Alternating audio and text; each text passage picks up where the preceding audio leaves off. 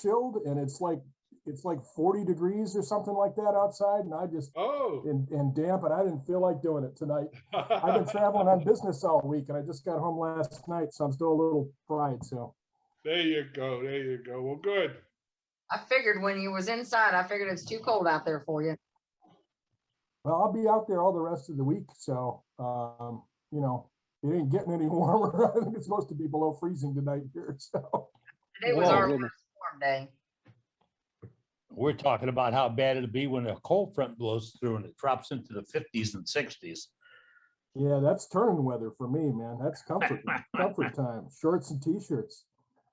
Our high today was 57. Oh, that's nice. It's a little chilly out there. That's polo jacket weather. I will say I've been traveling in through northern Michigan, and the fall colors are just spectacular. Yeah. It's really pretty. You said northern Michigan, up in on the Isle, or just in the hand? No, in the northern lower Michigan. Okay. So, which is still below the bridge. Yeah. We have names for each other, you know, like those of us down here in the lower part call the upper people in the upper peninsula, they call them Yoopers. Okay, because they're up there, they're UP, from the UP, so they're Yoopers. And the Yoopers call us trolls because we live below the bridge. Matt, I used to go to Sarnia. Is that considered upper or no? It's considered lower, huh? Where? Sarnia is Canada, dude. Sarnia, yeah. Sarnia is Ontario. The Port Huron is. Yeah, but that's right across the bridge from you. Yeah, that's the tip of the thumb. That's Lower Peninsula. Lower. So Port Huron is the U.S. side. Sarnia is Canadian side. Right, right. Yeah, we used to cross right there. Yeah, we call that the thumb. And the folks who live on Mackinac Island call everybody else fudgies because they just go for the fudge. I was stationed at Wordsmith Air Force Base. That's Alpena, Oscoda, that area. That's pretty there. That was pretty, right up until Thanksgiving. Then the whole term pretty went right out the window. Then the snow starts coming and you roll up the windows and snow kept coming out. I think I got a break. On February 12th, I got sent to Guam for 6 months. That was my break. No vote, no choice. Nixon said, let's go north and bomb them. And they reactivated Guam as a ARC 2 base and sent 5,300 of us over there. No notice, nothing. From all over the United States, they grabbed everybody that was a troop that worked on arc light. And if you had 6 months left, you went to Guam. Well, they didn't want Ho Chi Minh to know what was coming for them. No, they wouldn't. We flew by KC-135 tanker from Wordsmith down to Anklin in Florida, and then they flew us across the country and then Hawaii and Guam. They wouldn't let us get off the jet when we got to get fuel in San Francisco. They taxied us to a spot and refueled it with everybody still on board, brought the food out and all that, because they didn't want the press to know what was going there. We got there, they were welcome back, troop signs. You know, from there you can almost read it from Vietnam. The military, go. Hey, Brenda, I came back. Brenda, what app were you trying to install? I don't remember what it was. Whatever app it is that Doug Miller uses on his phone. iMovie. Yeah, iMovie. Ah.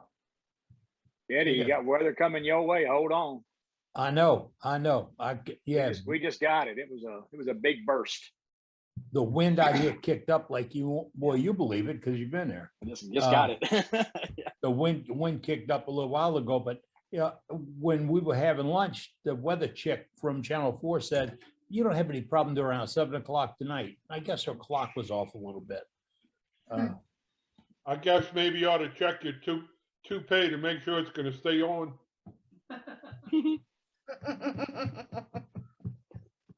Okay. on the night where Kim Tippin's gonna make a guest present, in attendance to see Doug Rowe's costume tonight. Yes. Oh, it's Halloween. That's right. I forgot my costume. I need to go get it. Oh, that's not it. Oh, doggone it. Billy, with that product about Forgot. rust, I have a need to know about that product. I've used it. It's called Rust Free.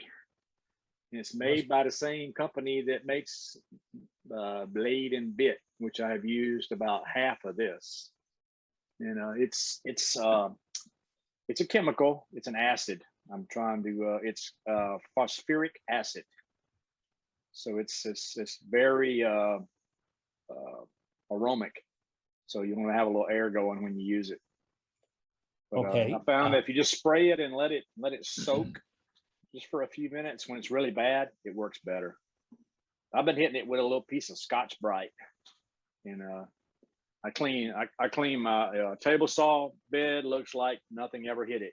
It really it's like brand new. I'm gonna go check it out at Southern Saw. That's where I get my the bit and blade cleaner. They have it over there at Southern Saw. Is that something that's readily available? Can you find that all over?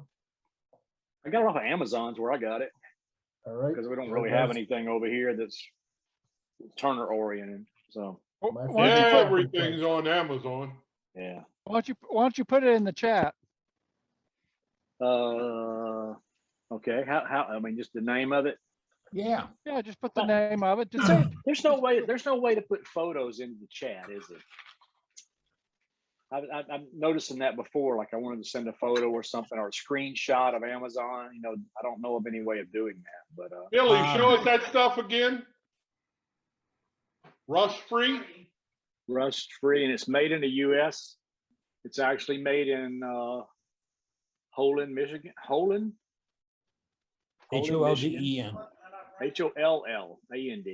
Holland. Holland. I guess it's Oh, Holland, where the tulips are. Right on Lake Michigan. Yep, pretty place. Seems like I've Backward seen that at announcement. Woodcraft. somebody just threw an Amazon link up for Bow Shield, rust free. Yeah, that's the product, Eddie. Okay, Yeah. by Bow Shield. Yeah, it's 1588. Pardon me. It also Yeah, already in my cart, fellas. but you don't need that much. Already in My my cart. management said it's 1588 on Amazon. and you ordered two, one for you and one for me? Is that what you did? Look, he got quiet. Yeah, he went silent. We're You all- might we're have all been asking shopping, how to ask man. for a credit card Hey, number. We're all shopping. I've been using that blade bit and bit cleaner on my Forstner bits, and you'd be surprised. You think they're dull? They're not dull. They're just dirty. Well, same thing Yeah, with people yeah, tell me yeah. that carbide got dull. No. Clean it. It's just dirty. Yeah, I've been using a bit and blade. I use no Forstner bits, but when I was drilling a lot of blanks, I one time I was on a real kick for pins, and I was drilling blanks. I would spray that Brad Point bit, and nothing stuck to it. Out the like you wouldn't believe, because most of the time it's just the oils and grip that's in the dirt that sticks to the blade. And if you try to muscle it to get past it, all you're gonna do is overheat it. Yep. So if I found that I built a little rig with a nozzle to blow down into the pen blanks when I was drilling them, and using compressed air to cool it a little bit. I might have been rushing a little bit. I use compressed air anytime I drill with the Forstner bit, Yeah, Oh yeah. it keeps it all the keeps time. from I got the little compressing. nozzle, that Trace was showing. I bought one of those, the little pin nozzle, air nozzle. Yeah, It works really well for when you're drilling, because you can actually grab your Forstner, grab your chuck, and hold that in your hand at the same time when you're drilling. It'll shoot right in there. It's a one-handed operation. I like that. Yep. It keeps the shavings out and keeps it cool. Yep. Does Yep. both of them. Works great. Trace, you don't have an image up right now. You're blacked out. Oh, So I is see what, G. I'm in the dark. He's in the dark. okay. Dark Okay, mode. Dark Now he's mode. back. I should have a video up now. Now you have one. Yep. There's okay, a light. Yep, you're good. Okay. Oh, there he is. What it did, I turned the switcher on while my cameras are still off, and it switched to when it's going to a camera that's not even on. So But now you're with us, sir. Yep. We got a pretty good crowd coming tonight. I want to throw something out on the table early. I got a question from one of our members who's asking about turning plastic. Now, plastic, okay? I'm not talking about strips and bars you put into a pen or a bowl or whatever. Talking cube plastic. And years ago, probably 20, 25 years ago, I built a bank and they put those 1.5 inch thick walls to protect the tenants from the bad guy, the tellers from the bad guys. And the guy had some cutouts. And I said, hey, can I have 1 or 2 of those? He gave me a couple of 100 pounds of them he had in his truck.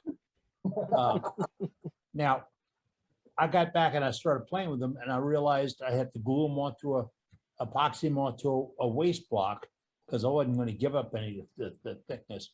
But when I used a scraper to shape it, not a gouge, I used a scraper. And then sometimes I'd use a gouge and do a shear scrape with but all the time I'm doing scrapes. I could get it so clear you could read the newspaper through it. And then I played with magnification, how to dome and dish and stuff. And I told Ronnie today, we were talking about this. I said, I could put 2 little bitty diamond earrings in the bottom of a bowl and they look like the boulders. But it was a fun thing to play with. And the person, the term I'm talking to says, what is a good source and what is a good plastic? Because plastic changes just like anything else does. Just came in. Kim's in here. All right. Kim's here. Bet you she looks just like Hey, Kim. Kim. too. I've turned a bunch of different plastics. I've turned melamine. I don't know that, that dense plastic that we use sometimes for trucks and stuff like that. I've turned that Lexan stuff, the sheet Lexan. I made an index wheel. I glued I printed a protractor sheet off of the web, glued it onto the Lexan sheet, and then just chucked it up using a cone center. No, I used a rubber chucky, come to think of it, and held it flat against my chuck and used a skew to cut through it. So there's a lot of ways you can turn that stuff. My bowl gouge, my small bowl gouge, I've got a big one and a small one. My small bowl gouge works great on all the plastics I've turned, including What it was, I think this is a new product for Granger. And I got an email from them and I looked at it and there's all different types of various types of plastic and they tell you what they are.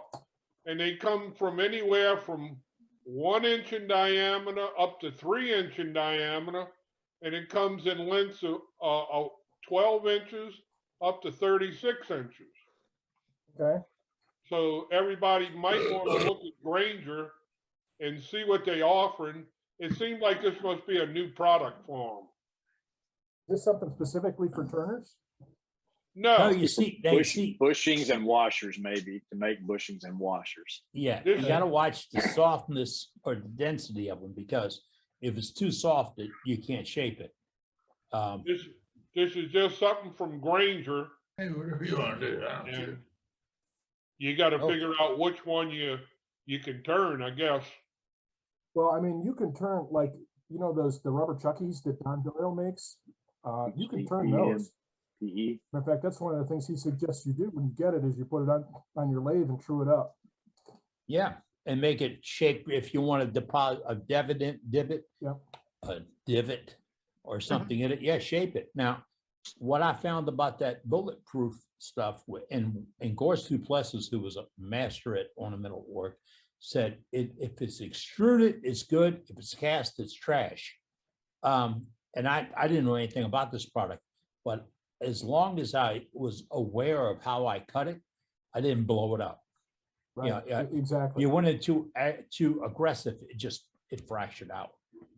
Just like everything else, you let the tool do and do shearing cuts or whatever, or I guess if you're scraping, you can do whatever you're doing there that works, but Yep. shearing cuts work great on almost all that stuff. And today I was out in the shop picking up a few things, playing around. And I found my original pack of Formica samples. Now I got this pack of Formica samples in 1962. And there's still about 10 or 12 on the chain because the last couple of years I'm using burning lines on pieces because it gives you a wider burn than a wire burn. It gives you a good bold mark. And that's what I'm using them for. I put them on the side. Am I getting rid of them? Hell, it's been almost 60 years. I don't know if I want to lose something good. Uh-oh, you think we had one Kim Tip in the audience? I understand that there's a second Kim Tippin in the audience tonight. Is one of them an What? imposter? Yeah, I think there's an imposter out there. You can't tell. Sometimes they look so identical. It's hard to, you know. I hope not. Get your eyes checked, Eddie. Whoa. Hi, Kim. Howdy, y'all. There is no way the imposter looks like the real thing. No way. I got to figure out, Hi, what Kim. universe is she in? What universe are you in, Kim? Is that a bug Our- light? Halloween.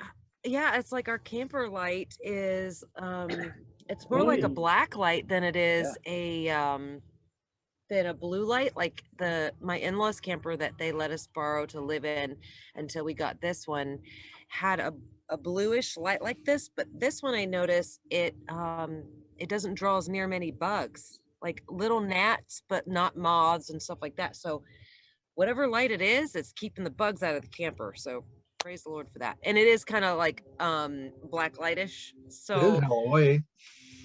yeah, it's very blue. And unfortunately One of them backlight screens or something. yeah. What fun is it camping without bugs? Yeah. There you go. No, thank you. Well, we're living. And so camping, if it was for Hope a you're wearing week, your sunblock. yeah. No, I am as bronze I'm as it just gets. teasing you. I have a tan that I haven't had since I was 10 years old and lived in the pool. It's kind of nice. I'm turning to leather. That's what I'm gonna do. And when I pass away, I'm gonna donate my skin to make wallets or something because that's all it's gonna be good for. That's a Florida thing, isn't it? Yes, yeah. Everything gets skinned down here. I meant the leather. Yeah, everything turns to leather. Thought we had Doug Rowe in the house, but it clicked up, but I don't see him showing up. If you're not I'm here, here. And Are you there? I'm sorry. I look like me and not the beautiful Kim Tippin this year. You have a halo. Oh, that's your light. Okay. Hello, So- buddy. Thank you, Doug. Thank you. Here's Hello? what I will do though. Since I didn't wear a costume and I said I would and I didn't, I also said I was gonna turn another pumpkin and I never got around to it. There it is. Hold on, Doug. Somebody's checking their voicemail. Yeah, I'm trying to find the button. I got him. I You got him. Thank you. All right. Okay, so if we don't have too many demos scheduled tonight, for Halloween, I will stick the pumpkin on the lathe and I'll turn one for everybody. The last one was not a success, which can almost be more entertaining than a success. Oh, I'm it all was. for it, man. You got my vote. All right. Not Tonight, mine. tonight we have Dane with an emerging crotch bowl. So we may get into that. Stick around, That does Doug. not sound right. All right. It's only 10 minutes after the hour. We get really rocking and rolling here. We have got some great demos coming up. Dane's going to do emerging crotch bowl this week. And let me mention, Dane sets all these up. This is why we're a club like we are, because our members do this. November 3rd, Cade is going to do a hollow bird mouth bowl, hollow bird mouth bowl, I said it one time. On November 10th, Walt Wagger is going to do a hollow sphere Christmas ornament. Ooh. November 17th, Scott Hamilton's going to be with us to be sharpening on the Wolverine system. And Paul Hannaby is committed to November 24th, but it doesn't say what Paul is going to do. So He hasn't decided yet. okay. December 1st, Matt Harbor. December 8th, Dean Grimes. December 15th, Billy Dillard's in the audience, December 15th. So What you gonna do, all Billy? right. I think he wanted me to do something to do with the laser engraver. So we'll see. I'm gonna Okay. try to incorporate it on the lathe. Oh, That'd be cool. Do some index engraving. all right. Okay. I'll be fascinated. One of the co-hosts, can you drop these two folks off of Spotlight? I cannot do it. Yeah, Hey, hang Eddie. on. Remove spotlight. Yeah, remove spotlight. All right. Okay, that'll work. Hey, Trey, can you set me up for a co-host? There's the devil we were talking about a minute ago. There he is. I was just sitting back and listening. Oh, all right. Well, don't keep doing that because you got to do something else in a little while. There. We've got Now I got that- you spotlighted. the lineup for demonstrations is fantastic, folks. And I got into a conversation with a guy, where I have his name here? Joe Delgado out of the Bronx. We talked for a long time yesterday. He was telling me about business. And I said, we use members to do demonstrations. And he said, how do you get into that? Is it like a group or, a demo? And I said, like a clique? And he said, oh, yeah, sort of like that. We don't have a clique unless we have the biggest clique in the entire world. Everybody's in it. Because these are guys I'm looking at who's on right now, and there's no priority. You want to do a demo, you contact Dane and tell him you want to do a demo, but Dane's going to look for you. If you mention you want to do a demo, Dane has got your name, and he'll find you. We get a pretty good response on our contact sheet. And if you've seen some of the information this week about it, I'm going to try to breeze through it real quickly. And David's with us. David, help me out here if I need help. So if you want a copy of the contact list, it is this simple. You go to our website, the world's finest wood turning website, and you go over to the far right-hand side, you got a little thing on the top bar that says contact. You press contact, and it's going to get a little screen that comes up. And on that screen is a little thing that says roster, request, request Rob's? I think it's saying list of members or something of that nature. Okay, Mail yeah. list request. Mail there list we go. request. That's There you go. There's other people that read. Okay, you click on that and it gives you a screen. You put your name, and then what's the next line, David? Oh, you're going to put your name, your email address, then you're going to put a password in. It doesn't say password, it says subjects, but I didn't want it to think it was a password. The Okay, and- password is, by the way, shall I mention it now? Captain. Let's do it. Captain, I thought for sure, and capitalize the C. Thought everybody would know Captain Eddie and there'd be no problem remembering the password if I chose that. It's not written there anyplace. You have to come into the meeting here to find out the password. Yeah. The no next line, shortcuts.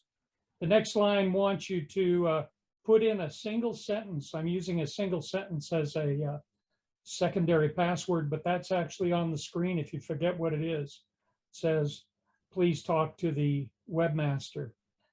And You're it's not really talking to me. Is Hey, Dave, I got a question. Is the word captain spelled out? Yes, CAPTAIN? yes, Okay, captain, gotcha. capital C, yeah, it's A kind P of T A a N. formal, kind Yeah. of a formal thing, Matt. There you go. And then at the bottom of the page, it has a little check mark. And I want you to uncheck that mark. I figure if I give you 3 things to do, the web bots will never figure out it needs to do that combination, or at least it'll make it hard for them. Yeah. Once you do that, it'll send you email with the list. Yeah, and it's not an active list, correct, Dave? David? Right. It's not an active list. You will have to type in the email you want to send something to, or the phone number you want to call, or something like that. Active is too easy to find. Throw it back out there and get ate up by a bot. But man, I must have received 10 phone calls this week, member looking for member. And we're just getting this started. And here's the kick. Some of the folks that called me this week were with us last week, but didn't put the information in chat. So they're not on the contact list. The member themselves that called me needing help. Oh, I forgot to do that. Okay, what you do is go to the chat thing, put what you want in your contact. There's no rules. There's no name, address, phone number, website, and all that. No, you put the information you want to be in chat. I mean, in contact. You put that in chat. Type it out. Put your name, your phone number. If you don't want to give your phone number, you have to fill that in. You don't want to give your website, your Facebook name, whatever. Whatever you give us, we will put in that printed document that you can download. And oh yeah, you can save it to your computer. You don't have to print it. You can just save it. I forgot how I did that, but I did it on my iPad, which, you know, put it right there because that lives with me. Yeah, it's a PDF file and it looks like it's alphabetic by first name. Right. Yes. That had me going. I'm I looking at figured we're friendly. We use first names. You might not Yeah. remember everybody's last name. Hey, Dave, Billy, just- it's hitting, Billy. Hey, Dave, It's right outside the FYI, window. Just FYI, Dave, the email response went. They into my are spam. active, aren't they? I'm gonna go in right after the meeting and deactivate that. I'll put a space in it between the name and the @ sign. That'll deactivate it. There you Okay. go. But we're cranking along. You're only in a game if you put your tennis shoes on. That's the way to put it. We have our bowl challenge coming up in 2022. Next year, our bowl challenge is bowls 6 inches and smaller and bowls 6 inches and larger. Some guy said, I can't do these little bitty things. I got pictures of stuff that's smaller than your thumb. I mean, ask Brenda if she could do any little bitty things. Brenda sent me a photograph of something she did this week. Put it on Facebook, and I sent back to her. I said, you need to put a reference next to it. Put a coin next to it. Well, she put a dime next to it. The dime is bigger than the piece she turned. Just so you know, you can turn the little things. Brenda, that thing's cool looking. Thanks, Eddie. I got it here tonight. Do you know And, they have a bit for shaping the inside of a thimble? It used to be available at Lee Valley. It had the right degree of angle and right depth for you to do a thimble in one pass and clean out the inside of a thimble. Don't know if that's still out there, but it was fun to play with. I screwed up. I made thimbles and gave them to my wife. And when she took one of her sewing things, I was bombarded with orders. I didn't want to make thimbles. It was just a thing, you know? It's like Joe Delgado said he's sending me some ink pens because he's been turning pens. He got into this by watching YouTube video, well, one of my YouTube videos on turning pens. And I simplified it as much as I possibly could, took all the magic out of it. And he's been turning pens, bought a lathe, turned pens, and he's got all these pens. And he takes them to the VA center by his house in Bronx, New York. And I told him about Freedom Pen Project, and he's sending me a box of pens that I can pass along to Ronnie Burnett, because Ronnie's got his big Marine date coming up. When do you leave town for that, Ronnie? I started talking and I wasn't unmuted. Well, we had to do that. Somebody's radio was in the background. Speaking of Freedom Pens, if anyone is interested in getting some pens to me for this graduation that's coming up, it's time to start getting them in the mail and coming this way. Time's growing short. In fact, time is growing so short that next week this time, Wednesday night, Thursday morning at 2 a.m., the crucible starts. The crucible goes from Thursday morning, 2 a.m. to Saturday morning, 6 a.m. And they really put these people through the grind. And it's a very tough road. And then when they get back from the crucible, if they survive the crucible, then they have a ceremony and they give them their logo pin. So, and then the following week is graduation. But speaking of Freedom Pens, so far, and as I speak, we have a bunch coming in the mail. I'm not counting the ones that are coming. We have 228 pens to go. The people that I want to especially thank is Joe Klein, Andy Schuster, Gary Bodenhausen. Gary Bodenhausen, I'd have to mention him about 5 or 6 times. Thank you, Gary. Brenda Thornton, thank you, Brenda. Dan Wright out of California, beautiful work, everybody. And there's somebody by the name of Craig Chatterton that I have that's a whole bunch of these things. So when you get all of these pens together and you start looking at them, you start looking at these pens and you're just overwhelmed how beautiful these pens are. That what you're looking at right there is just some of the pens. I couldn't lay them all out and take a picture of all of them because there's just too many. So I took them in groups, and you can see the pens that I have here. So thanks to all, and keep them coming. If you want to keep them coming after the graduation, I can still forward them on. Speaking of the graduation, we don't think about this because we just take it for granted. There's a little over 400 men and women that graduate on that particular date. There's a group of ladies that volunteer their time that go onto the base and they're taking pictures and they're organizing things. One of the things that they've organized is, out of the group of people that's graduating every week, there's always about 50 or 60 people that has no family that comes to the graduation for one reason or the other. Either they don't have family or the family can't afford to come and attend.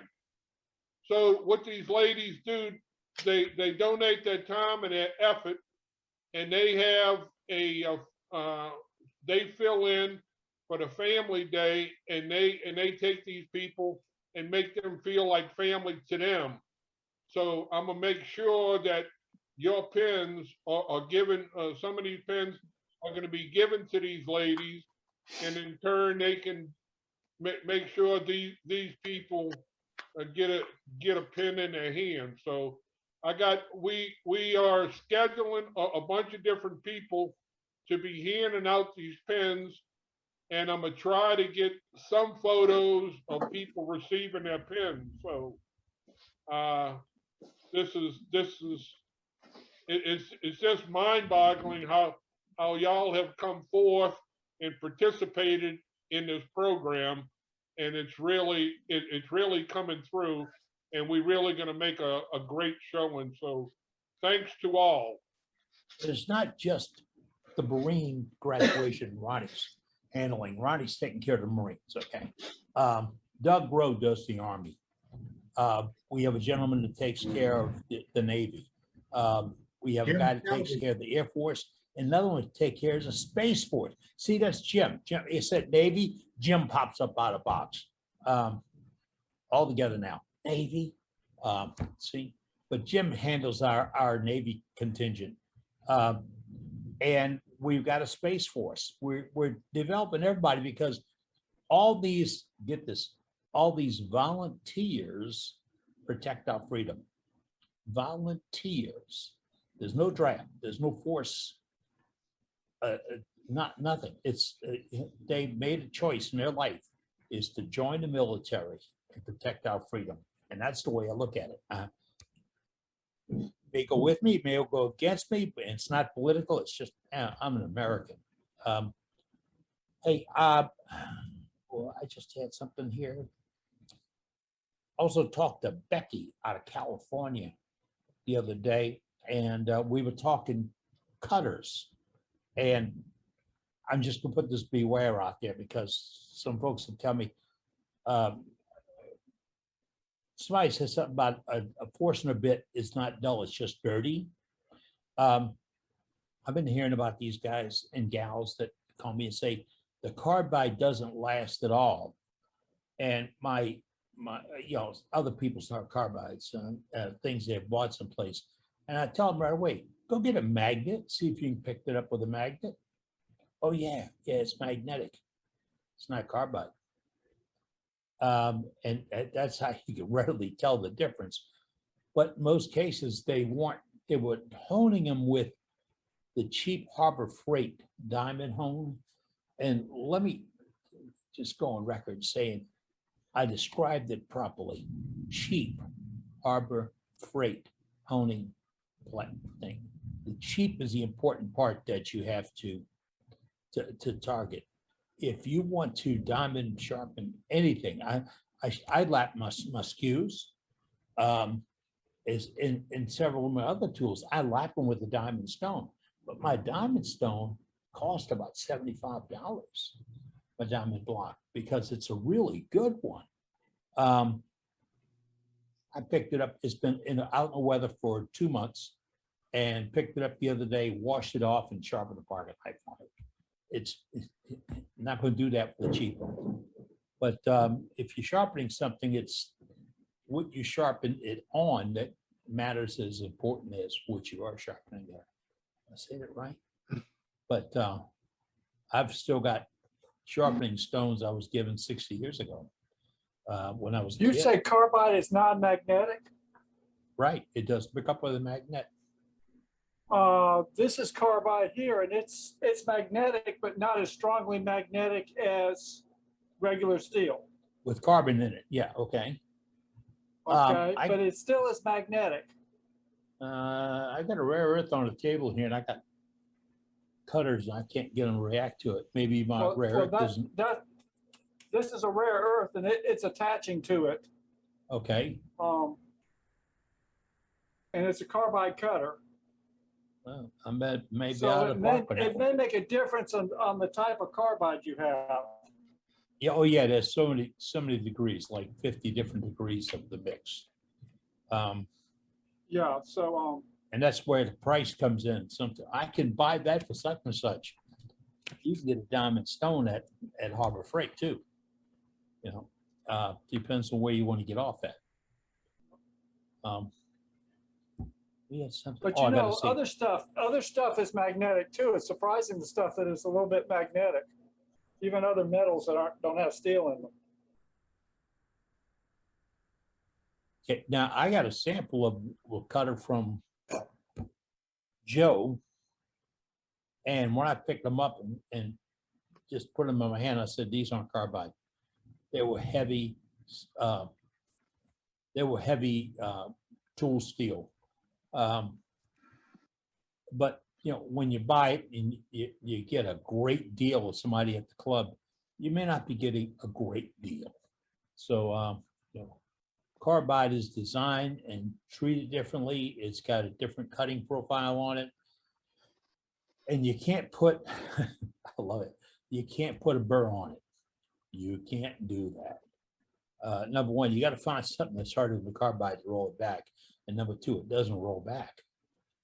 So, but sharpening was a big thing. And I had a conversation with somebody that does IRDs.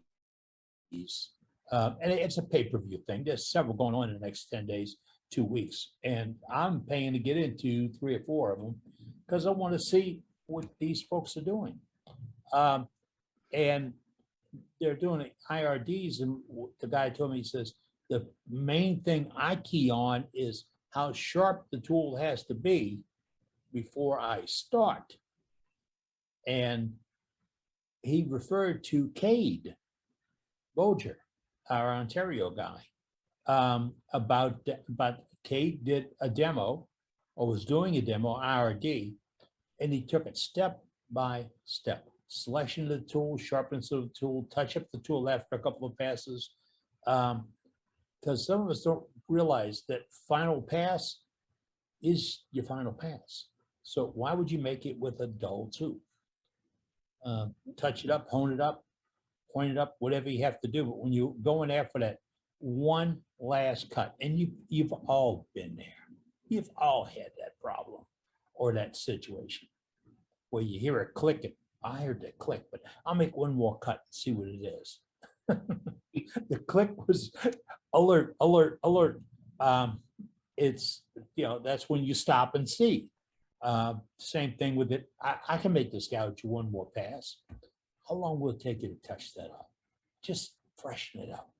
One pass on the grinder, and your last pass will be as sharp as your first pass or even sharper. And your cut, your slice will be cleaner and better. And that's your last, it's not your last cut, it's your last slice. So I'd like to be able to get one of our members, and it might be able to do it here, to do a sharpening thing each week. Just 5 or 10 minutes or that kind of group of a project to show sharpening. We don't have to use the gear you're using. I'd like to be looking at options for gear, options for cost. Can I afford to buy that? Should I buy that? Everybody's got that. Not everybody doesn't have anything, you know, everything. It's just not going to happen. So I'd like to develop that within our club. We got the demos going. I'd like to get techniques and tips and hints thrown in there too. And oh, by the way, you want to see what my new shop looks like? There it is, right there. That's what my new shop looks like. Yeah, I'm not really crazy about the blue walls, but you know, I'll live with it. I've had a lot of help. We're moving the shop from out there in here. You might think that's simple.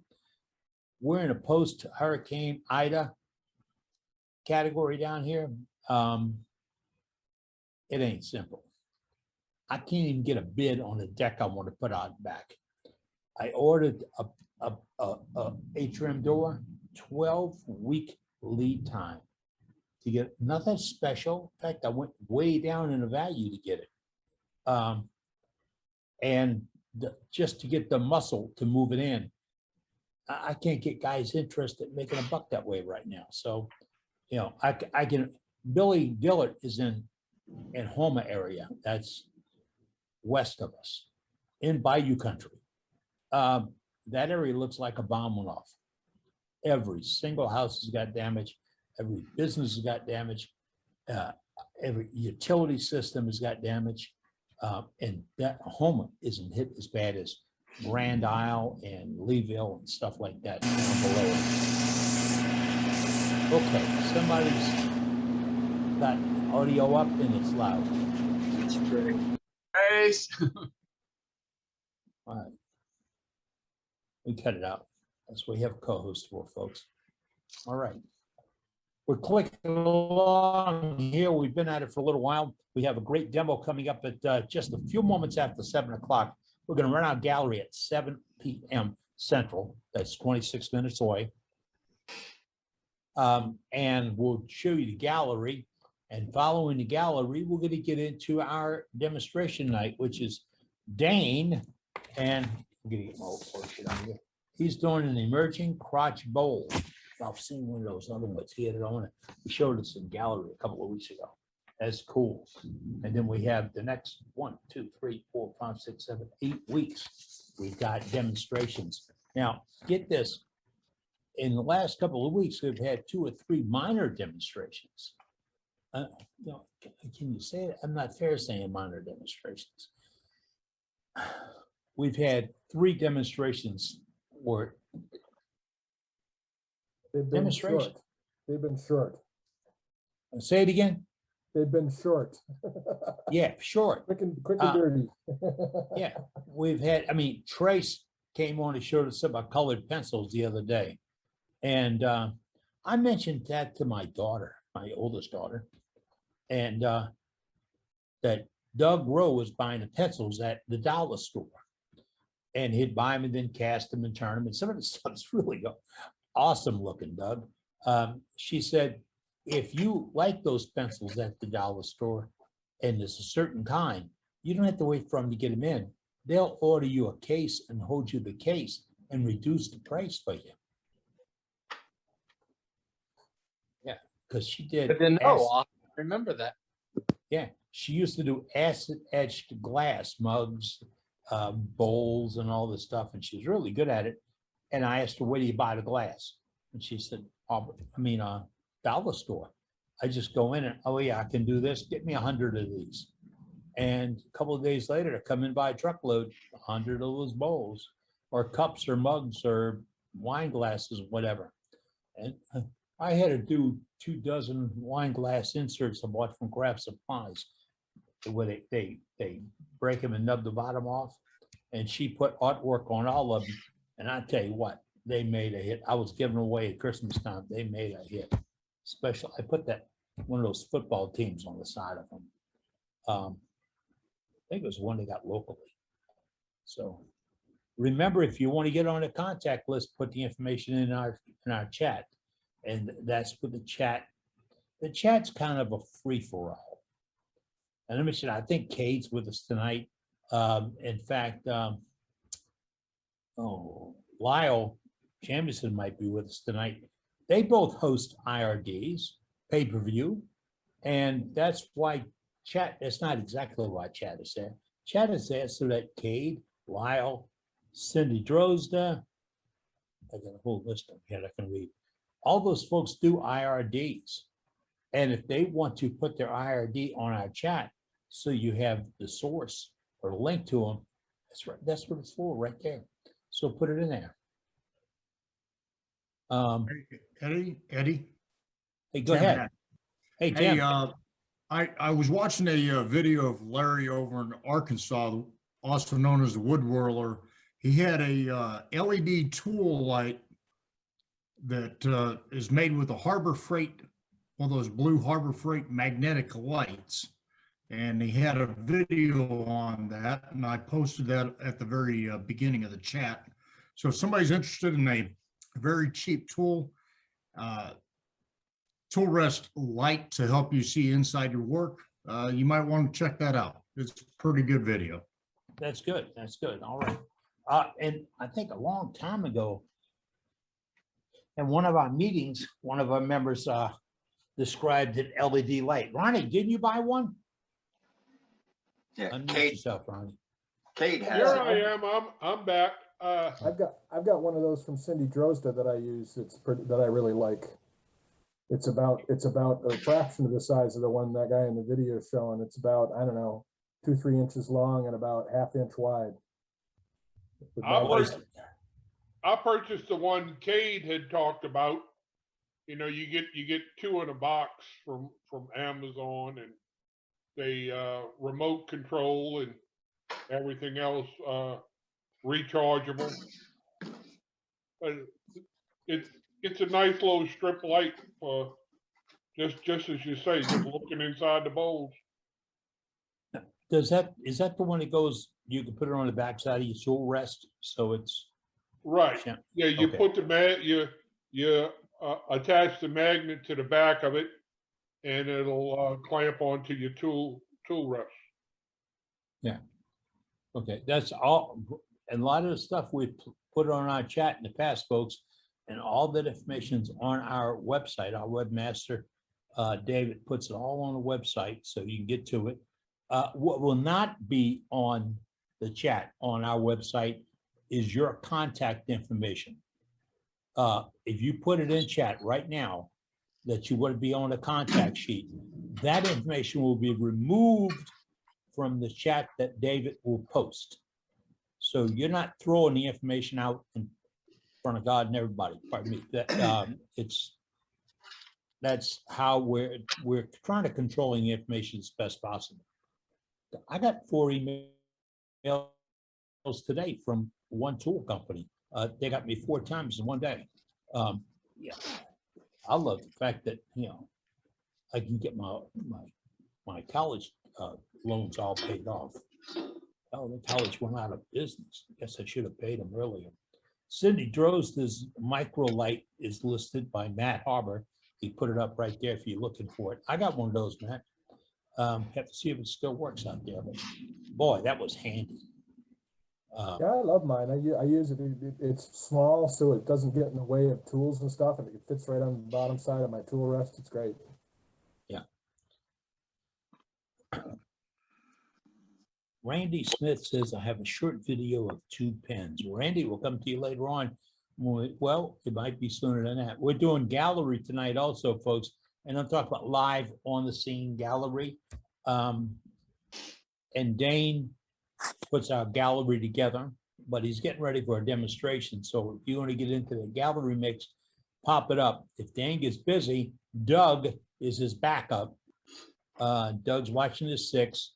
And Doug will handle it because when he gets your stuff in here, if you're watching a repeat of this program and you say, but I want to show something, that's what our video gallery is that plays at 7 at the top of the hour in just a few minutes. So if you're a member and you can only watch this on the reruns or the replays, and you want something to be in our gallery, email me that photograph to worldwidewoodturners@gmail.com. That's where you send the photograph, worldwidewoodturners@gmail.com. And hey, while you note down that address, this is the last week of the month, and we're doing this recognition of members thing. Recognition of members. We don't want to pick the best member that impacted your turning. We want you to. We want you to pick the best. All right, mute out. Thank you. Anything? Okay. I gotta mute everybody out because you have the TV on in the background. Okay. We don't want to pick the best. That's what I was getting to. We want you to pick the turner that made the biggest difference in your turning over the last month. Be it a demonstrator, a administrator, a person that gets involved, whatever. Somebody in our club worldwide made a difference in your wood turning over the last 30 days. Somebody comes to mind when I say that. It's a flexing thing. Me to pick a big, you know, I'd have 50 second places. But there's no first, second, and third. We will recognize everybody that's mentioned. So you email me that name and say, I want to recognize Ronnie. Yeah, I want to recognize Ronnie. So I just put that, hey, I think Ronnie Bonnet made the biggest difference in my turning last month. That's fine. See, we don't have officers or board members, so that's exactly what we want to do. So recognize the person that made the biggest difference in your wood turning, because that's what we're here about. Dane, do we have anybody up gallerying right now? Yeah, well, we got Randy. He wants to show off a couple pens. He wants to do a screen share. All right, I'm going to click on our share screen thing, and I'm going to do. All right, I'm ready to do that sharing. All So, right, Randy. Talk to us, Randy. I have a short video of two pens that I made for our pastor and his family. And where is it? Media Center, there it is.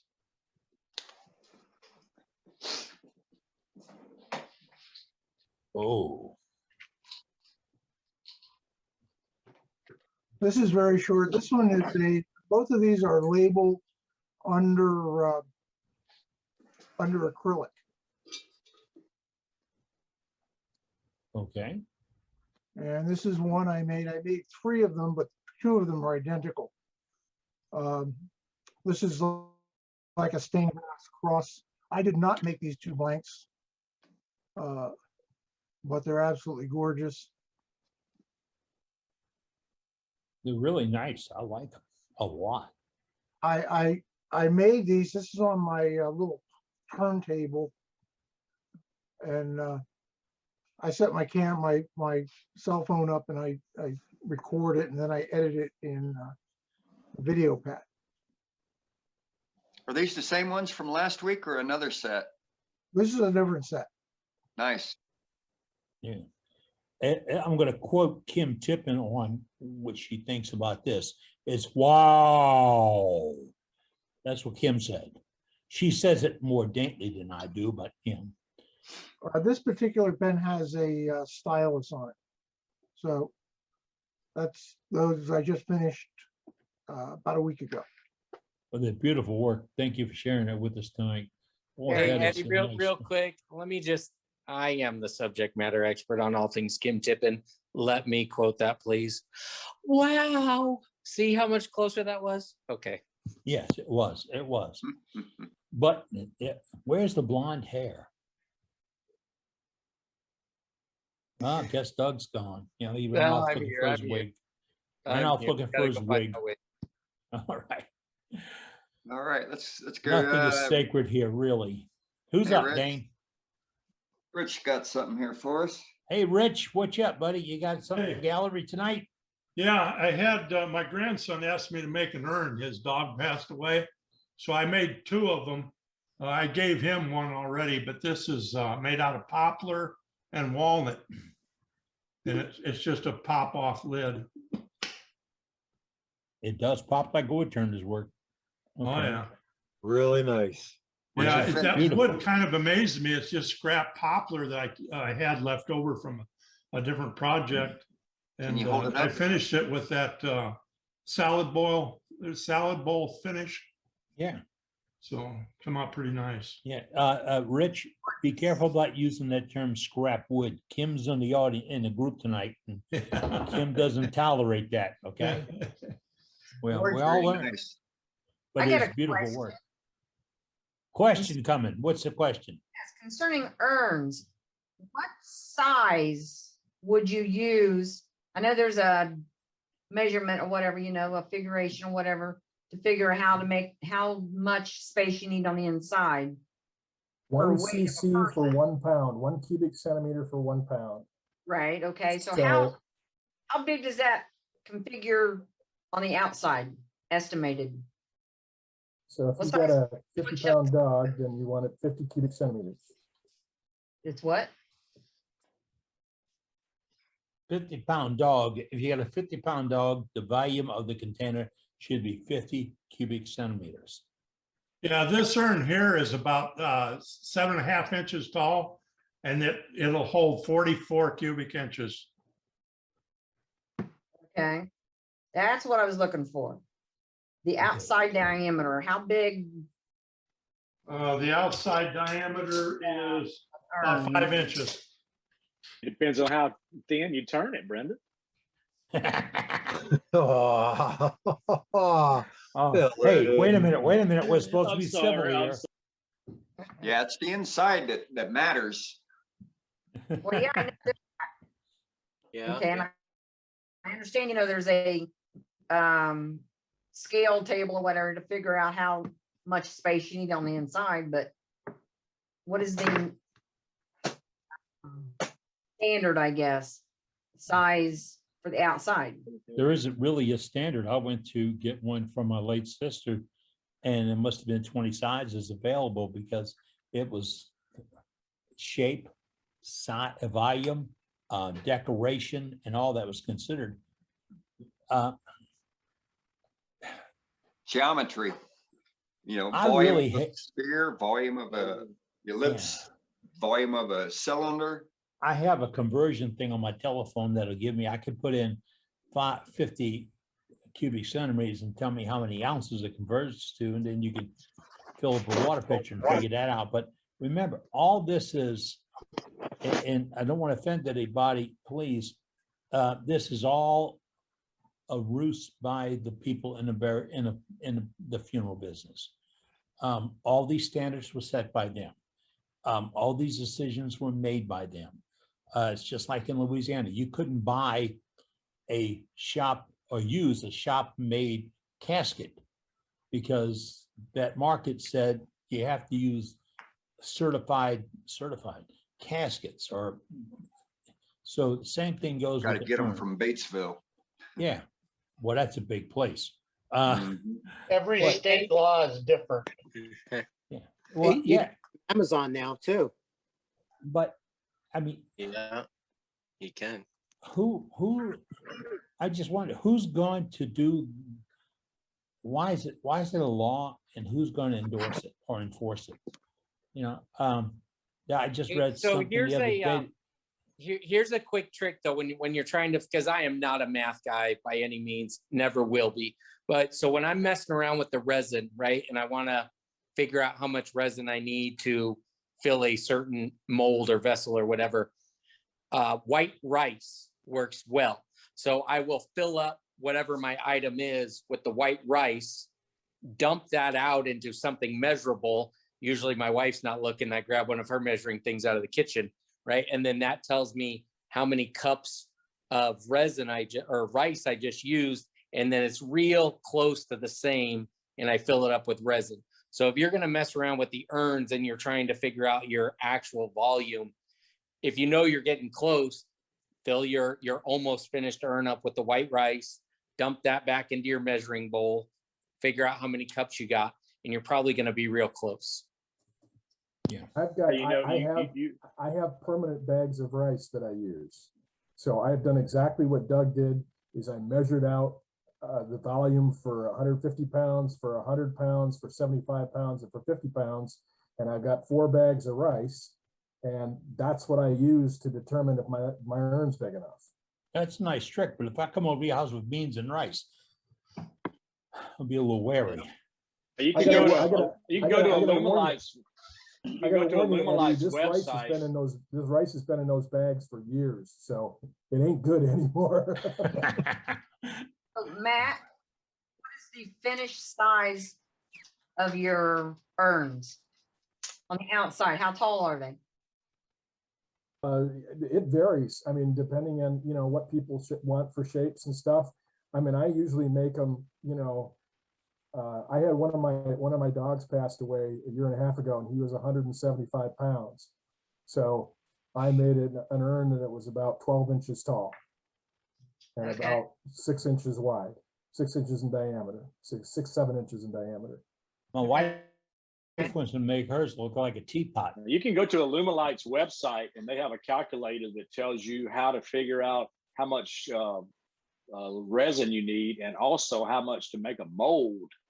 And you could consider the actual pot being a mold, and it's going to tell you how thick, 1/4 inch thick sidewalls and 1/2 inch bottom. And then that way you could actually figure out how big a blank you needed to start with, if that's what you want to find out.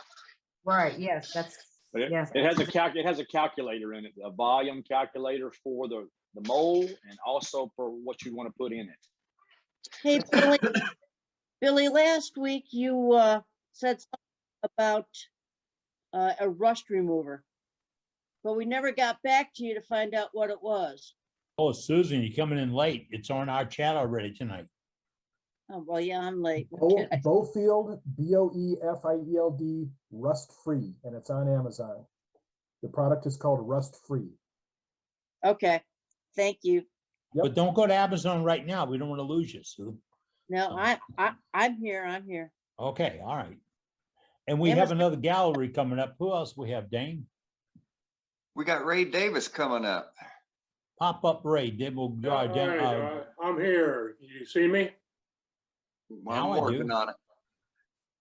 All right, If Ray, you're you're there, on. you're there. Okay. There we are. I've got a little bowl here I have just finished. It took me about a month to do, and I'll try to show that to you. Oh my gosh, That's beautiful. gorgeous. Yeah, Got it. look. Yeah, I can That's see why it took very a nice. month. Yeah, very Wow. nice. That is gorgeous, bud. Wow. That I'm is- just gonna go ahead and quit wood turning now. Well, it's got 440 pieces of wood in it. So it did take a little while to put that all together. And this is my own design that I came up with. And I'm pretty happy with it. So that's not colored. Pardon? That is not colored wood. That is individual wood. That is wood species. individual, yes. Spot on. It's That is walnut, gorgeous. maple, yellow heart, bloodwood, and cherry. And each one of those pieces were cut and hand sanded and then glued on. If I'm seeing that the light through there right, that's open segmented? Yes, Or it is open segment. It is open segmented. Wow. Yeah. That's That's something we have unreal. not had a demo on yet on how to turn an open segmented piece. Just throwing that out there for when you're ready to get something for Dane. Yeah. Now, Kim, Doug, Kim really had a good comment on this one. But I want to get it in live comment. Kim, give us your live comment. Oh, holy wow. Oh, boy. It's holy, you know, like really, and then wow.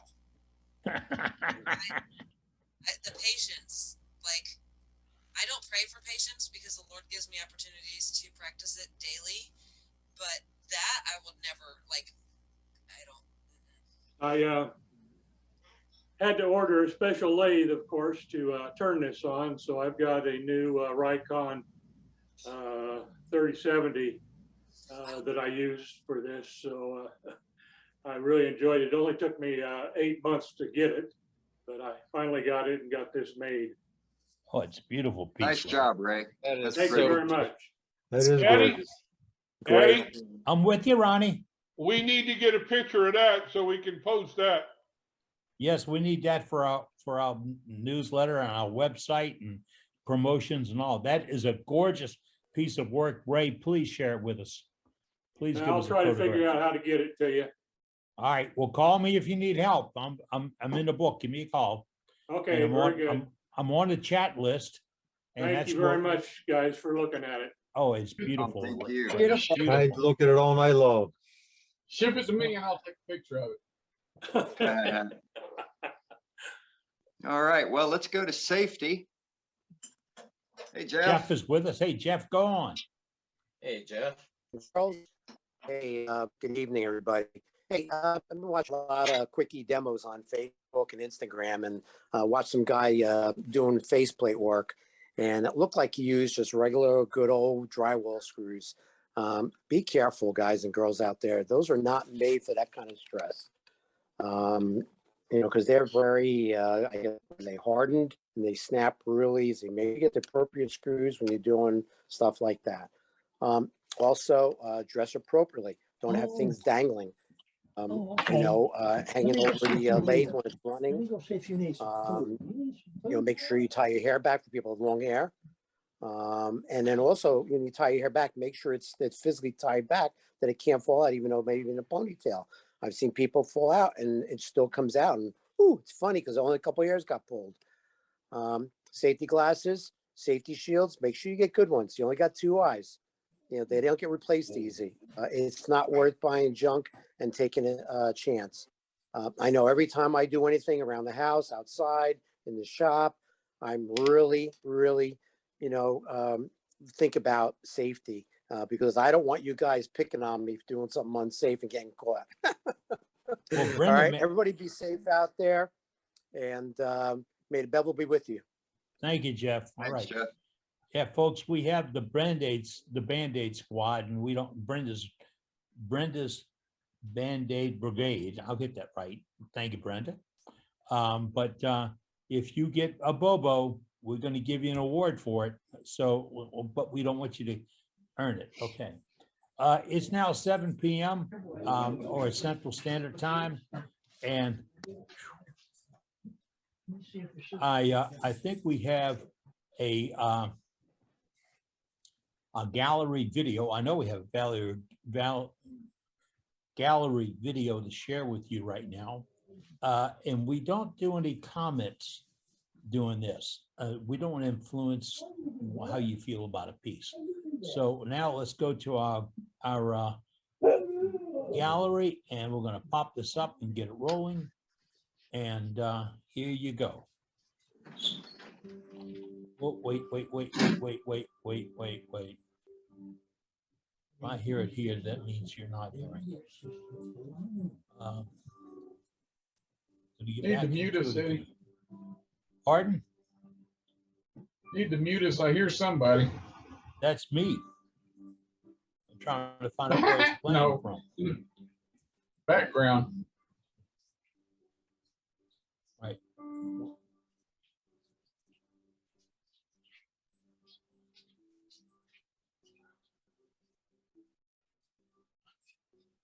There, okay, I stopped it.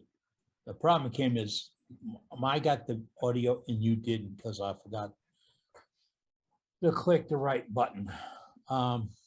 So I'll get that up again in a moment because I have to reload it at the way we are right now. So I'm going to do that. And this is a gallery that you mail your stuff into. You mail your art to us and you email that to us, and we will use your art in our gallery. And I thought I was in the right program. I've been editing this all day long, and now it's just a matter of finding where I put it at. I'm looking for it. Talk amongst yourselves here. You want me to make a pumpkin mess while you're looking for it?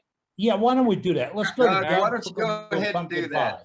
Read Do my it. mind. I'm gonna take it and come off this, and I'm gonna you'll bring go to you Doug. up. I'll be ready when you come back. Good. Have at it, Doug. Is that a good angle for you guys? Yep. Yeah. Have you got the Good. plastic up? Shields do. down, shields down. Let me show you. This was Brenda's idea, put plastic up this time. Because we made a huge mess last time. Took Nice. way longer to clean up the mess than it did to make the mess. And I'm gonna drop my power cord so it doesn't get caught in anything because I believe I've got plenty of power now in the phone.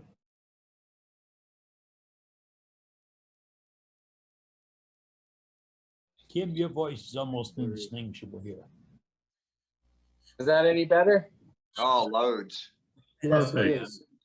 Much Yeah. better. Okay, so What's that orange thing in the middle? that's the pumpkin. So we're gonna Alright. use the Vegetable. original negative rake scraper. Skew.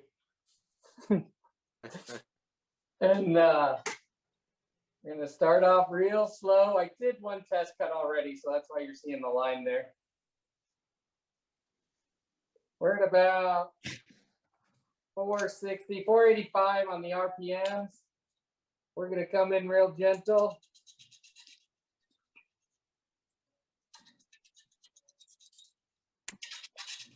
He cuts the skin off all the way around, and then he takes a router or a Dremel and outlines the eyes. And Okay, Doug, you're muted right now. We're gonna try to fix that. Okay, not muted anymore? Not anymore right now. Okay, sorry about that. No, it wasn't you. Okay. What speed do you work at, Doug?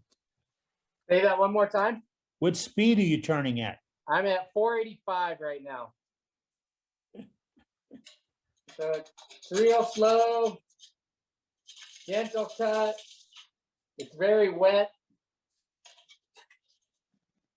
And we're just gonna play around with some various shapes. Let me see, you guys can see the skew right there? Oh, yeah. Yep. Stalled it out. Let me tighten it up. The problem with the pumpkin is the pressure is just starting to push the spur drive right through it, I think. Let's see.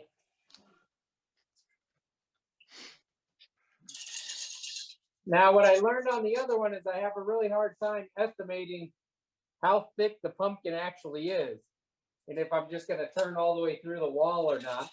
And so on the last one, I was too timid, and I left it really thick.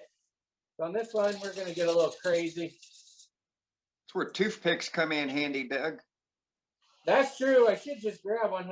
Heck, I got a screwdriver right there. I could probably do the same thing. I can't believe this is actually working. I can't believe we're actually showing it. I can't believe people actually make YouTube videos doing it. And you saw it right here on Worldwide Woodturners. Oh, no, it's a YouTube phenomenon. Doug's a medic. I can't believe you ain't got that on the camera yet. I gotta tell y'all, I'd pay to watch this just for watching the mess get thrown all over his shop. And it's a new shop. Arizona State Police should come get it. Where is the pumpkin pie? It's coming tomorrow. Gotta sweep up the shavings. So do you use pumpkin air fresheners in there, Doug? Tonight we sure are.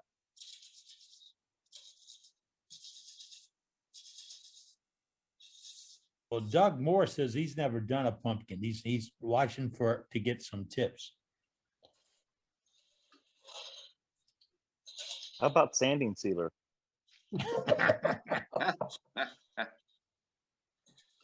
the way my shop is, man, if I turned a pumpkin, I'd never get it out of there. Never get the Hold smell on, out my of air nothing. compressor just kicked on. Let me go turn that off. Pumpkin smell. Turn your first bone ink pen and wonder when that smell's ever going to leave. Okay. Oh yeah, that takes forever. Here's what we're making so far. You could turn a pumpkin head mask for Halloween. That'd be pretty cool. Look at that technique. And you're just scraping with the skew, right, Doug? I am. Okay.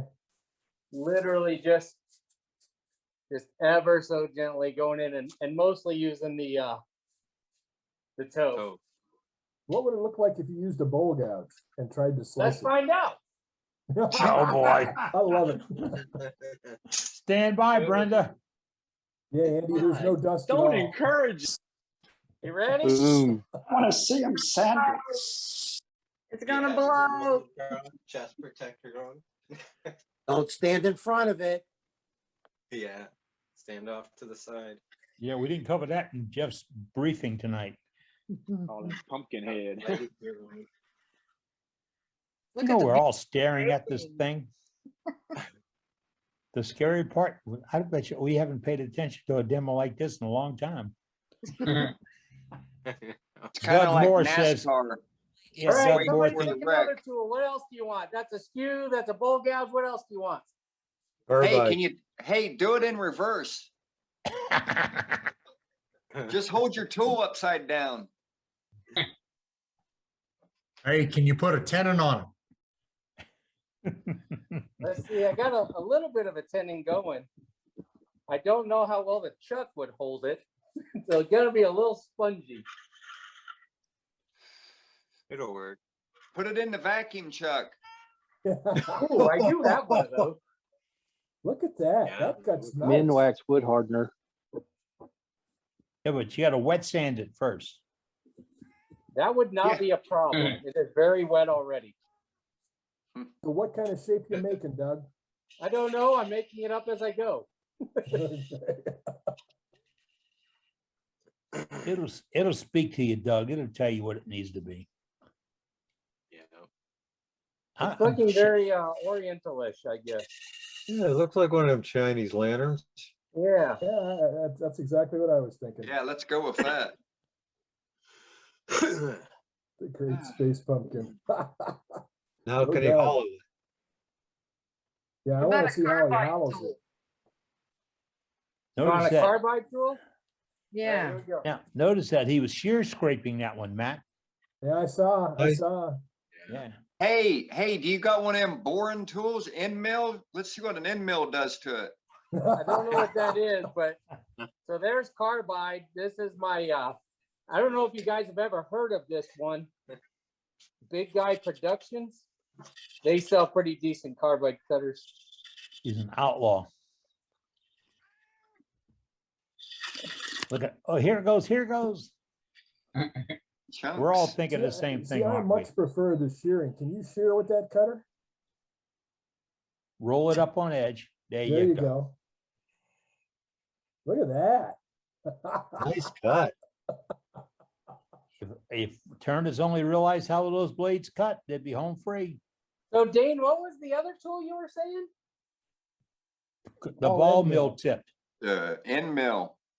End mill. All I don't end know what mill. that is. Oh, you don't have one of them yet? We I have to guess get him not. one. Yeah, I don't either. We're gonna Well, put it in the fall Christmas is catalog. coming. Feel I free never to buy will. me one. All right, so I guess I'm gonna probably call this good right about here. Hey, see, keep them we'll let parted you off guys in the get on, center. and then while the meeting's going on, I'm gonna try and hollow this thing out and put a candle in it. We'll see how the light comes through it. That'll work for us. But it's sounding pretty thin right now. All right. Well, we're gonna leave it to you then, bud. All righty. All right. Thank you, Doug. You betcha. Thanks, bud. Doug Bye. Rowe is our first sergeant. Can't believe we went through this. Really. But I'm going to do that gallery right now. I reloaded it and I know what I have to do. I have to, what row? I lost it that quick. Man,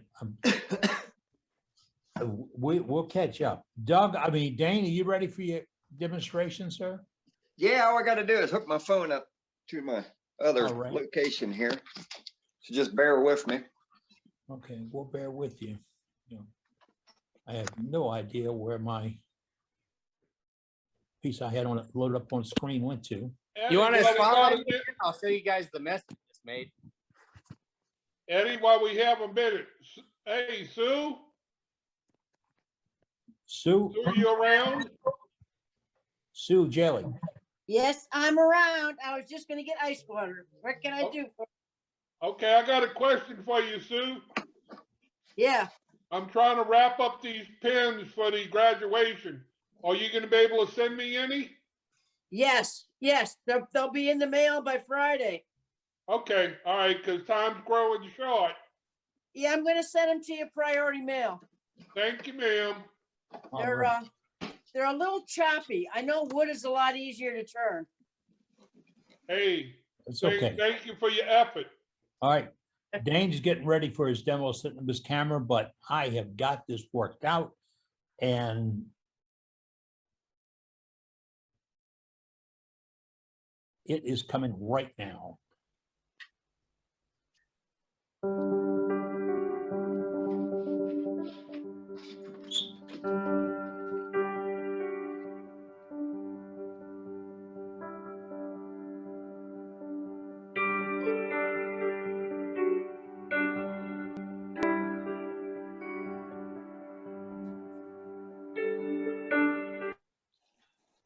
Rut row.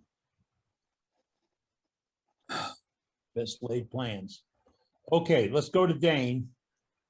Because I'm having nothing but computer glitches tonight. I loaded that new Apple program today. And maybe I haven't made all my changes. So Dane, you want to do a demo tonight? And this is a kind of an expansion of a piece you showed us a couple of weeks ago, is it not? Correct. Yeah, so a couple weeks ago I showed, probably about 4 weeks ago I showed a little miniature version. And so it started off as a little crotch piece, a little bit smaller than the piece it's mounted.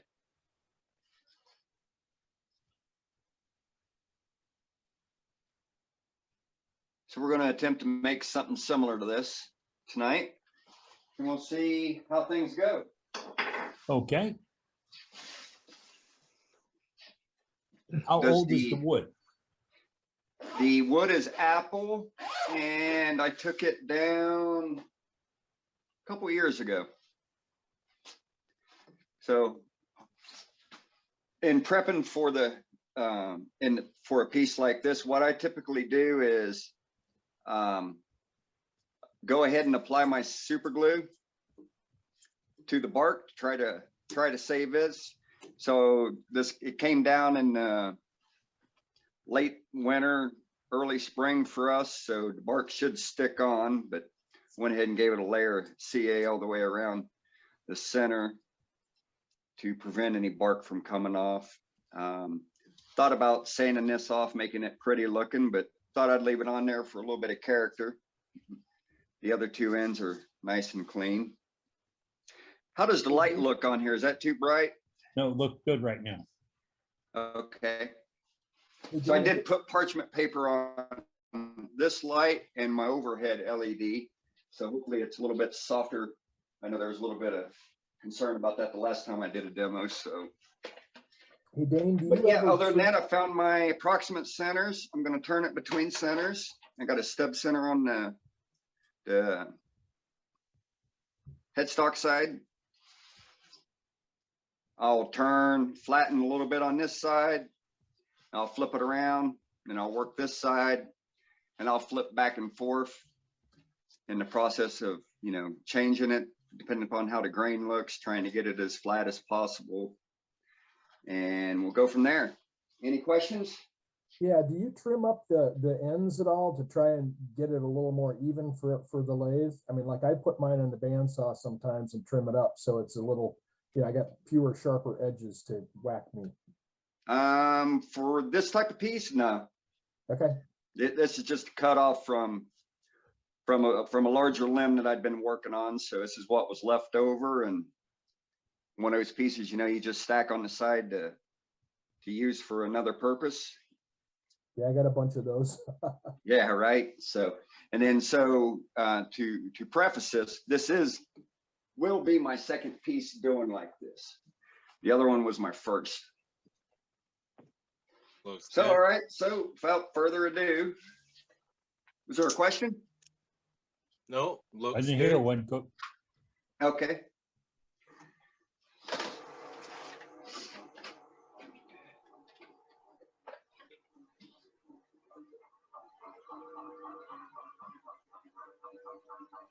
And so I'm about 600 RPM. I'm going to start with a 3/4 inch bowl gouge.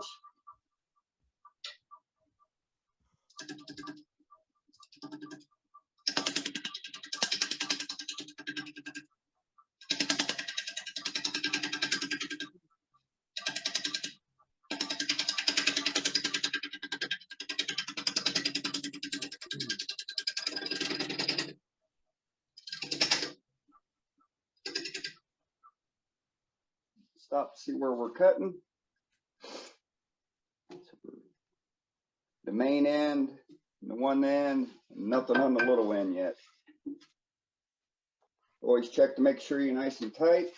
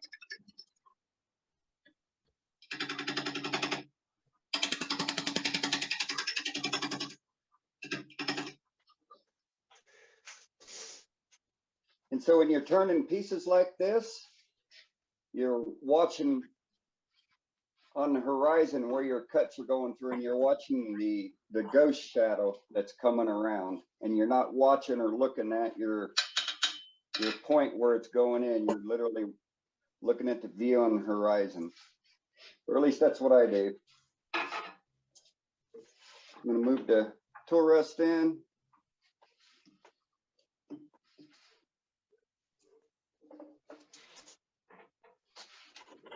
Check for tightness.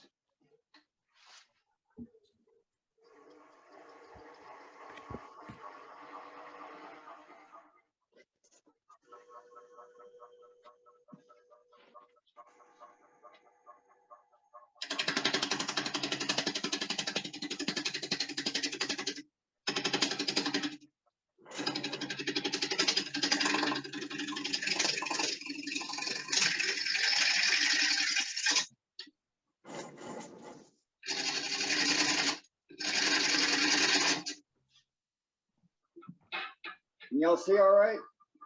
Oh, looking good. Looking good. We all noticed that no man's land is the other side of that tool rest. That is correct. Yeah.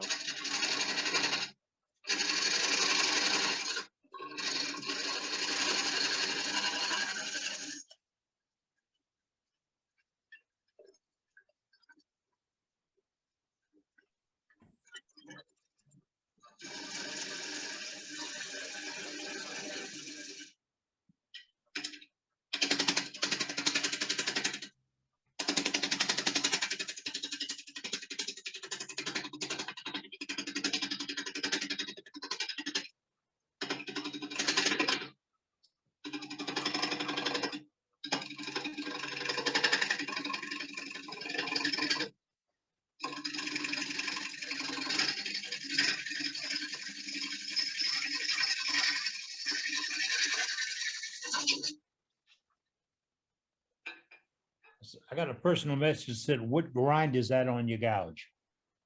55-degree grind. Okay.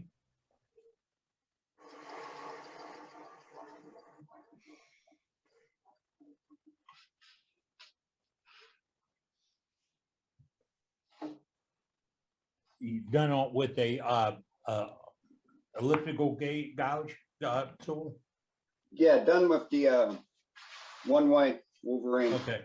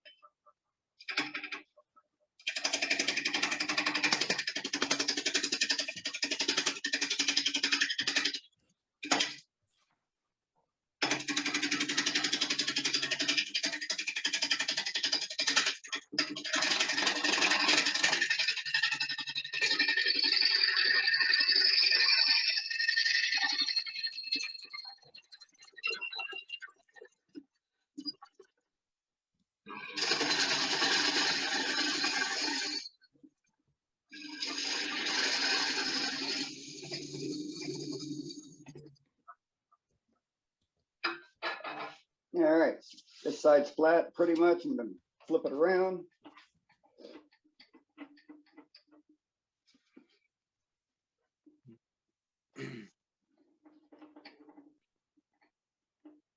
I like the idea of the one weathered end. That really looks good. Yeah, I've never done a particular like this style, so I figured why not?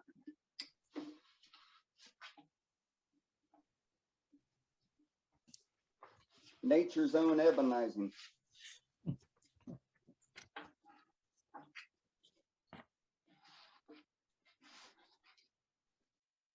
When on your wood, folks, put it in a mulch pile.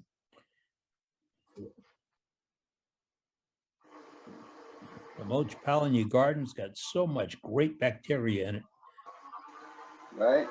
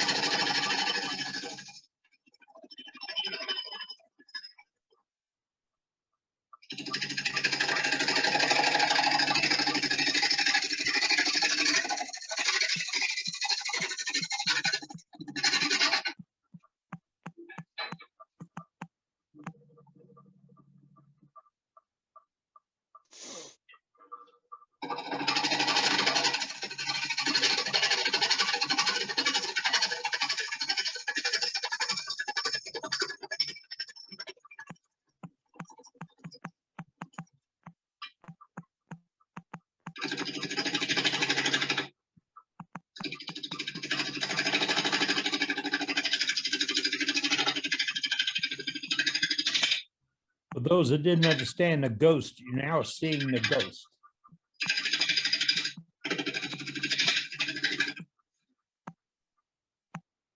You'll notice, especially when turning anything, but especially something like this, never turn in the line of fire. Never want to be in front of it. You always want to be off to the side of your turning. If you're back on this side of your tool rest, if it's going to pop off and go anywhere, it's going to fly that way or it's going to fly that way.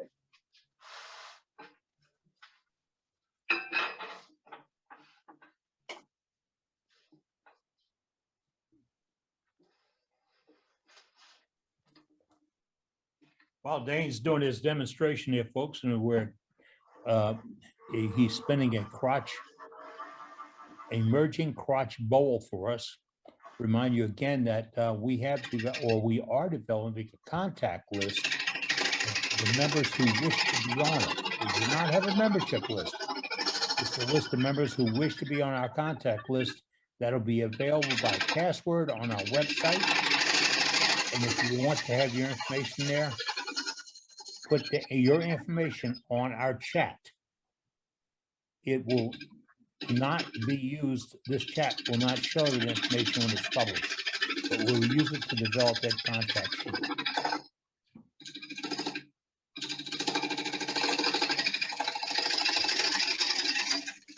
You know, I just heard from Scott Hampton, he's gonna be doing that demo and sharpening for us in a couple of weeks.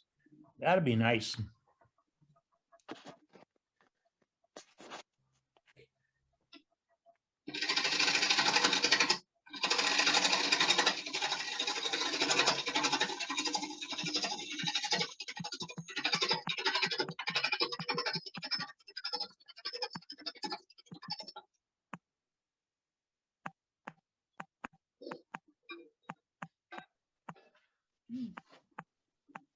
Dan, is that going to be a working tenon you're putting on there right now? No. Okay.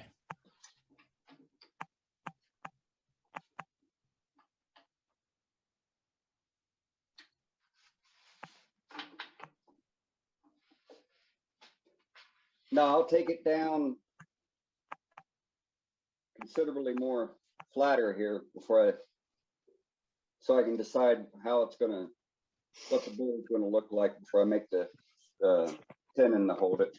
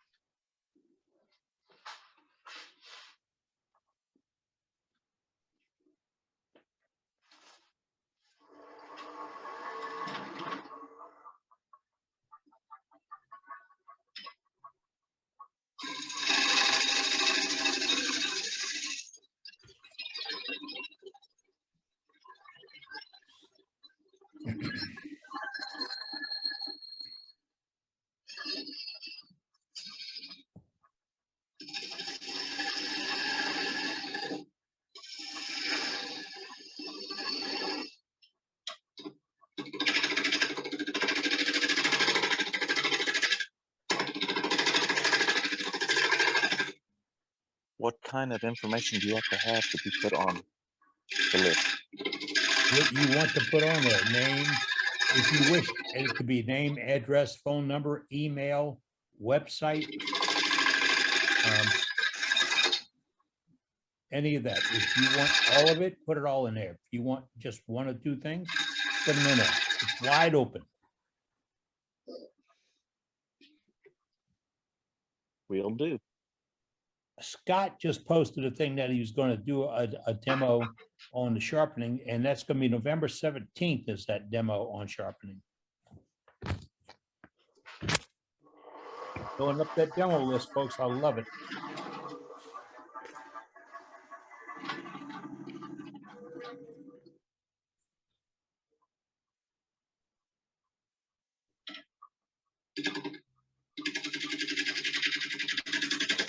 If you members have been to us for a little while, you understand what Doug Rowe was doing a little while ago, turning a pumpkin for Halloween. I see Doug has moved his camera into his kitchen. That might not be a good sign.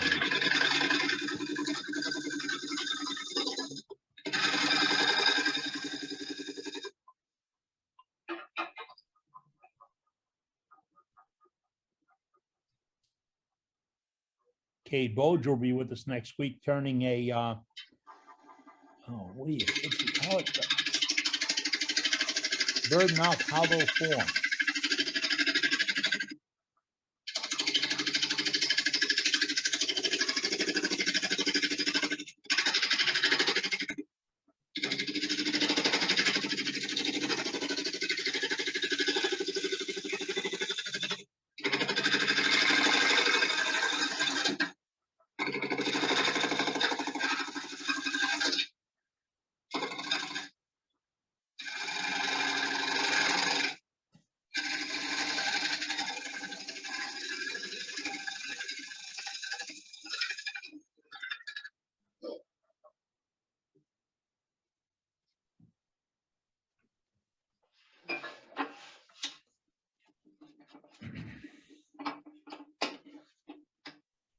Flip it around.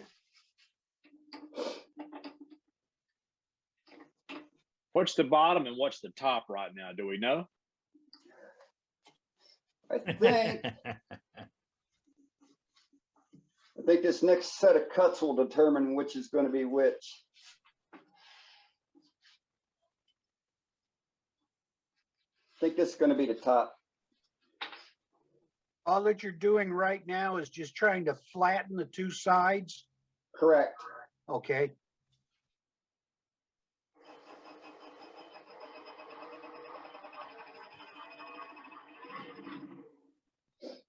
Dane, why are you saying that you think that's going to be the top?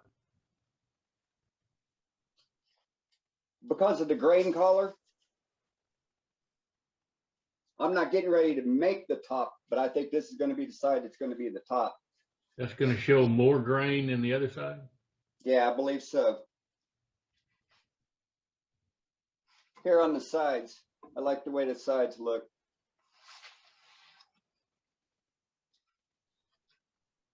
You guys really can't see that well. That's a little better. For the grain. The cutting the other view was really good to explain the ghost. But now we got a better idea what you're speaking about grain.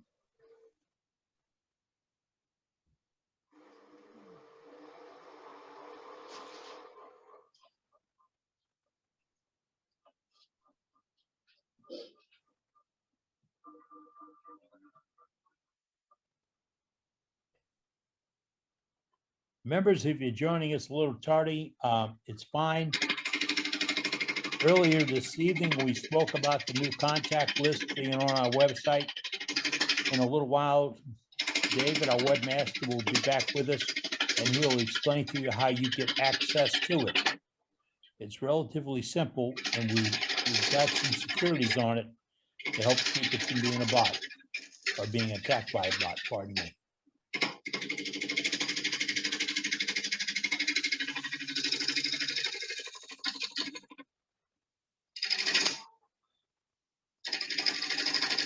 Someone asked if that's dangerous when it stops. That's what the SCOD center is for, folks. The SCOD center gives up a little bit when you bog it down like that.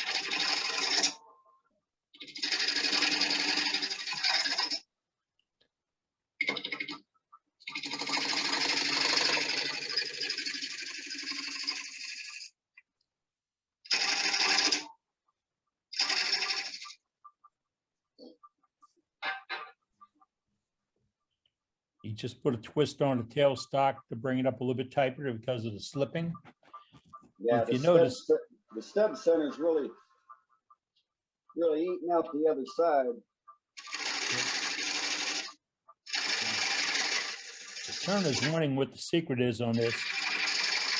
Watch his stepping. He is stepping in. He's not trying to take a half-inch cut at one time. He's going in and taking light cuts down to a point.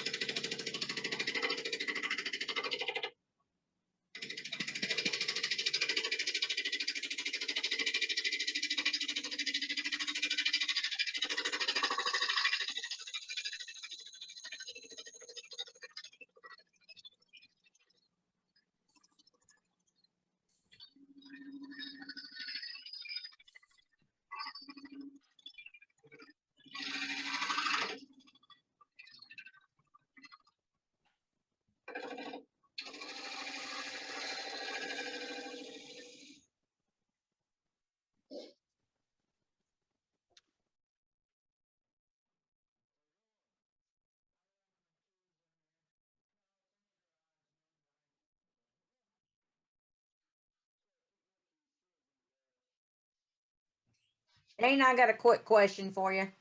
Yeah.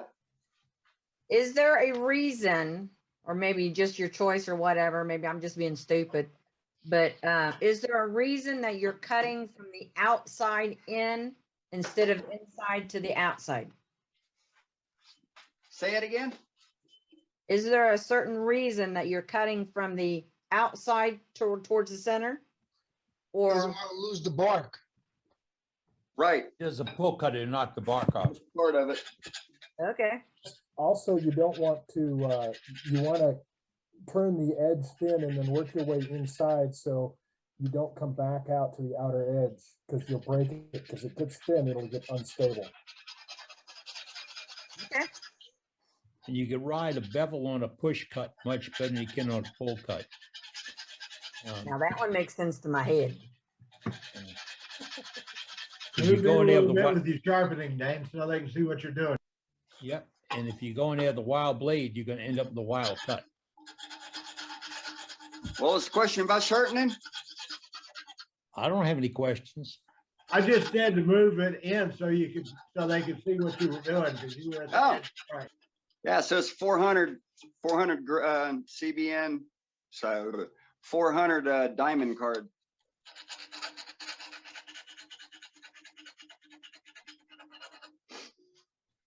These ends really dull up your tool. Brenda, by going from outside in, he's also cutting with the grain instead of against it. Less Right, tear, so, more so slicing. typically, so with this being a crotch piece, you got twisted grain going different directions. So the, whether it's side grain, end grain, it kind of throws it out the door. But doing your push cut going against your bark, it prevents the bark from being pulled off, as opposed to doing a pull cut. You're coming back, the bark will catch and it will flip it right off. So you get a better shearing cut when you're riding your bevel going across. So this is going to be the top. I think I'm going to leave this little piece of bark here. There's a little character spot for it. I'm going to clean up the outside wall here, and then we'll flip it around and start making the bottom.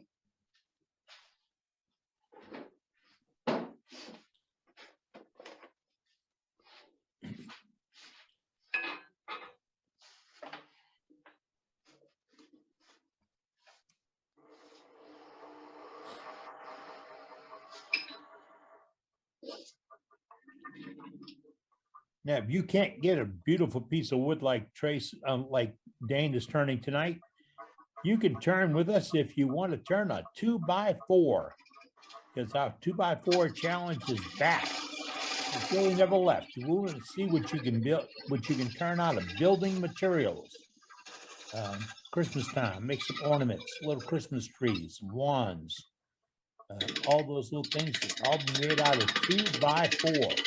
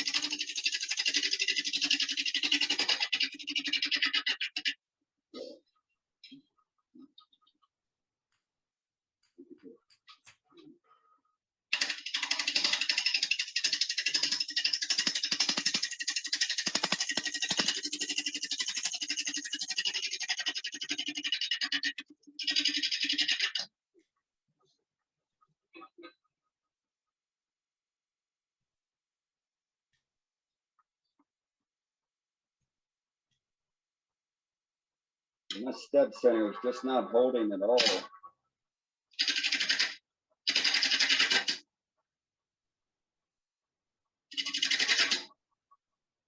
I need to clean out the teeth on it. Yeah, that might be a good idea to check. I just know if mine slips, I end up having to clean out the teeth because then it won't get through again.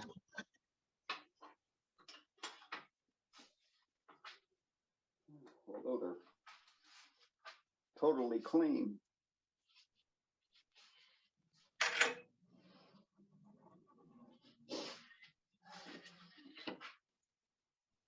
Your center between your point and your blades on your stem center are touching the bottom, so the stem can't go any deeper. Yeah, true. Yeah. Let me knock it off with the chisel here.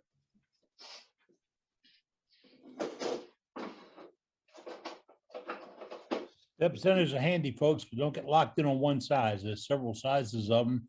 And from doing anything from ornaments to bowls, you can find a step center to work for it. Yeah, they're handy. Be aware of going for cheap. Yep. We got Joe asking, worrying about balance shaking the lathe. It'll shake to some degree. I don't think he's got it bolted to the floor. No. No, that is a mistake. That'll cost you your bearings and a heartbeat. Hey, you just follow it around the shop. It's all good. Yeah, I mean, a friend of mine had a name on his. He said, I'm gonna go dancing with,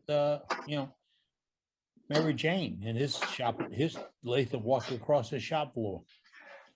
Well, that's the easiest way to move it. And Ronnie spent all that money on those casters. Right? Hey, Ronnie, Just turn it all up. you had to do is get something out of round. Yeah. Now it only vibrates when you got your out of balance going.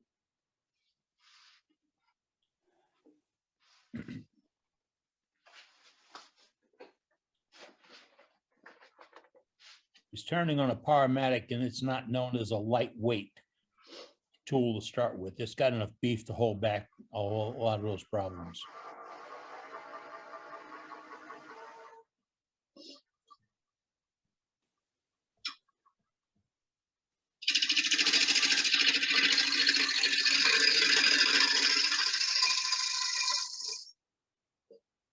Much better.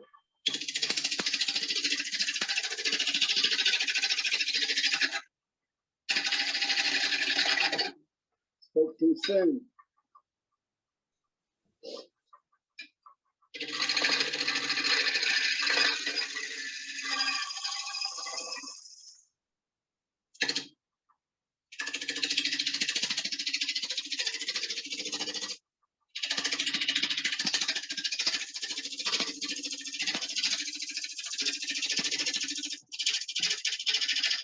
There's a note in an earlier meeting, a previous meeting, we talk about lathe maintenance, and one of our members brought forward that Robust lathe.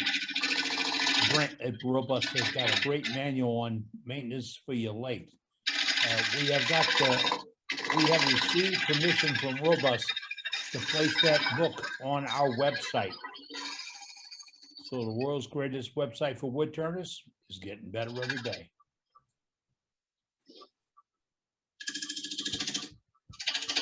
Does it have pumpkin cleaner on it? Yeah. Contact Frigidaire for a stove. It's real quiet in Doug's shop. I'm looking in there right now.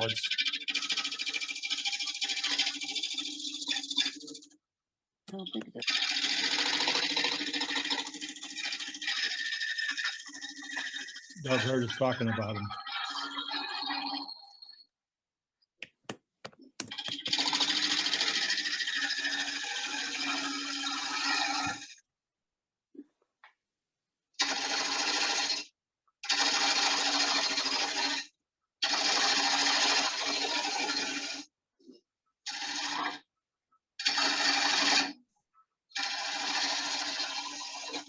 Boy, Sue saw that can of worms on the chat and just opened it wide up.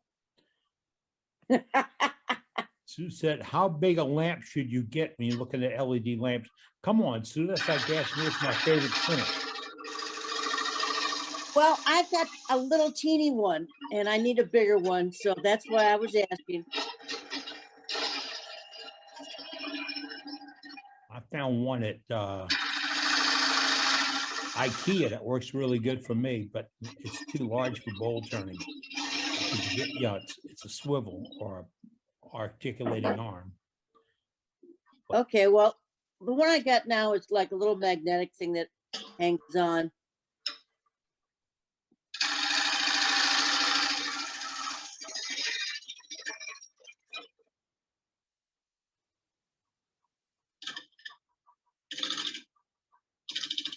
Yeah, a while back, Sue, I did a shop tour and I showed some of the articulated arms I built, some for cameras, but also I built some for lighting. And I just used a standard light socket and a standard, a high lumen LED bulb, and I can use that articulated arm to point that sucker wherever I want it to. Okay, that sounds good.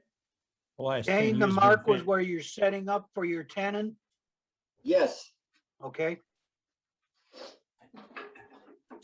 Yeah, so a quick 2-inch guide. Just take your pencil, lay it on top of your live center, and that'll make a perfect tenon for your 2-inch jaws. Oh, that's cute. It's almost retired this. Don't even need it anymore. I need to pull the magnet out of it. Y'all keep sharing these tips and tricks, and we'll be the best in the world.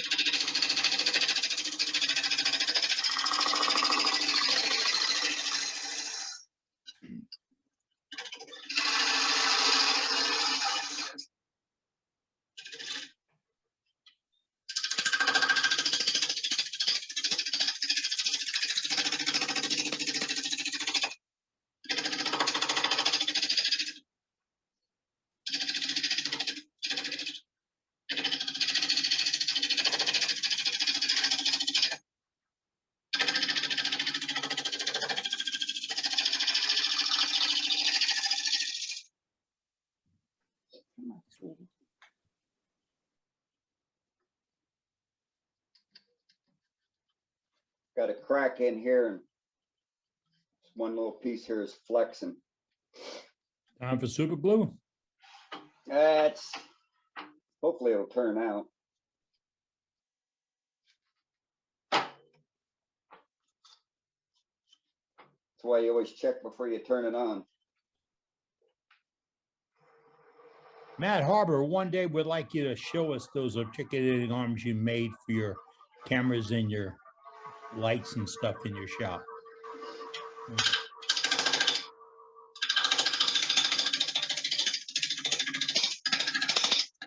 Okay, Eddie, there's the link to the video we did last December that shows the articulated arm. It's on our chat, folks.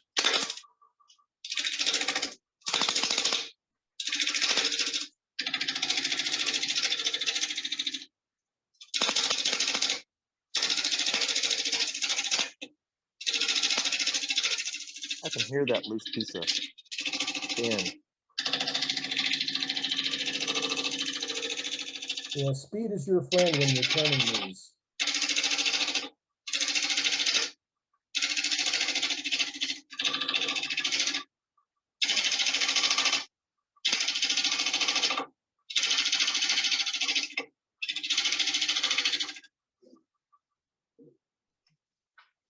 So I'm doing my final cut here on the bottom part of the plate or the bowl. And so I'm bringing it in a little at a time. And then I won't go back and touch it. If that makes sense. He's leaving some meat out there to support it. Correct. If it gets it too thin, it'll flutter.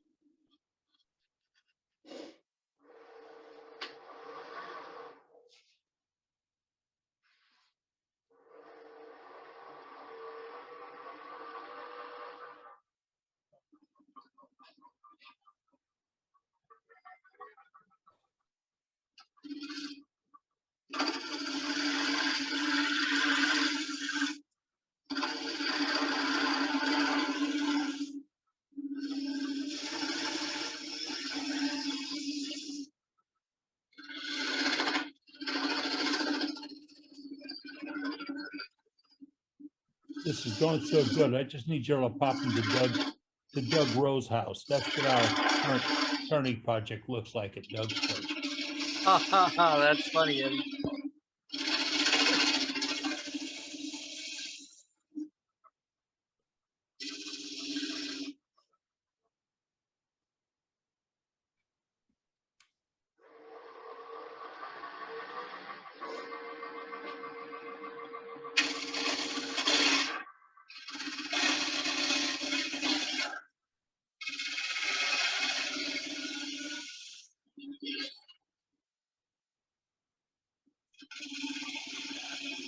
I'd like to remind our members to invite a friend.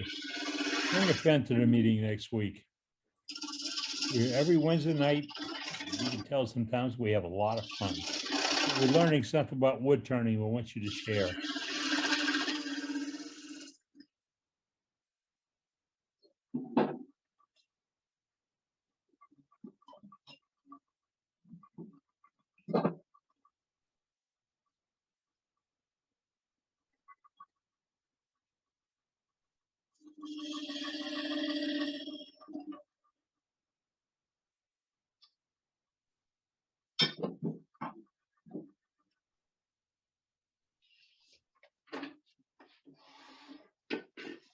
All right, so we're gonna put it on the chuck.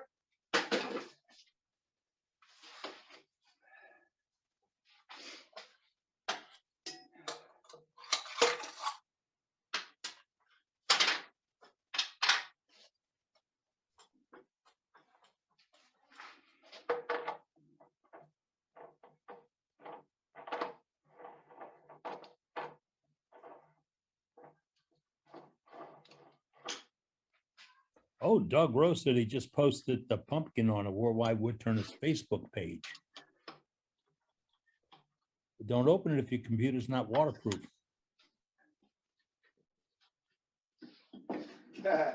Waterproof.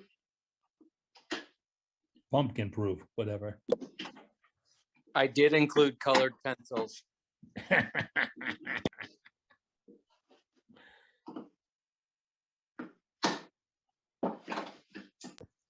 So while Dane's getting ready, I'll tell you guys what happened. When I turned the base of it, it was too thin and the pumpkin wouldn't support itself. So I had to make some legs out of colored pencils. Well, yeah, that's what the dollar store is for, right, Doug? You betcha.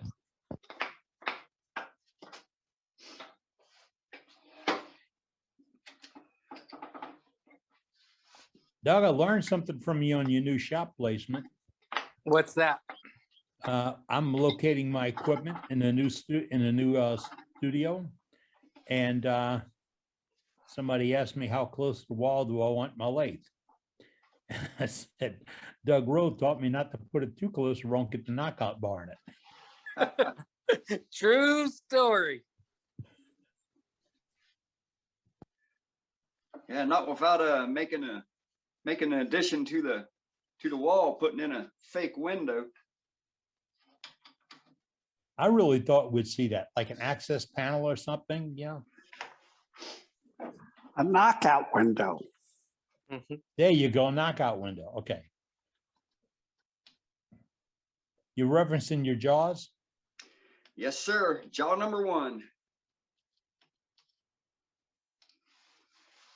So when he unchucks it and chucks it back, he can reference that mark and he won't get a wobble, hopefully won't get a wobble from the placement of the chuck.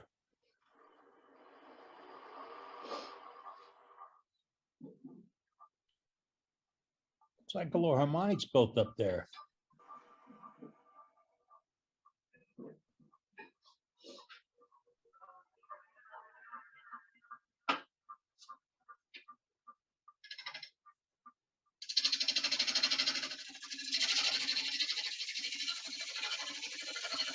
Are you getting flex on that piece?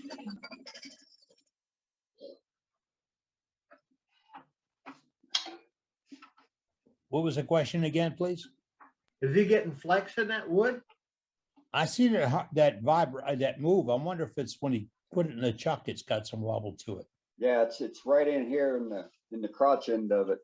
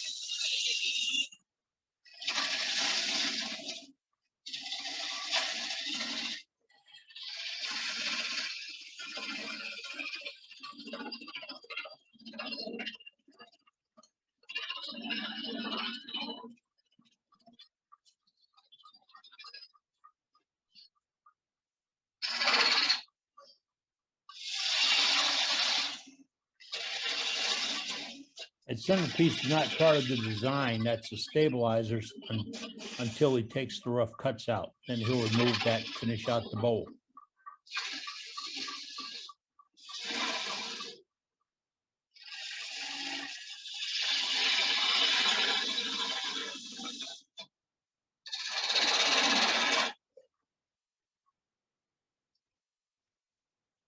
Can you see the grain? Oh, yeah. That is awesome looking. So it's amazing the amount of silica in apple to where it dulls your tools. That thing is shining already. Center, Yeah, you get some pretty chatillon still. already getting the shine. Right?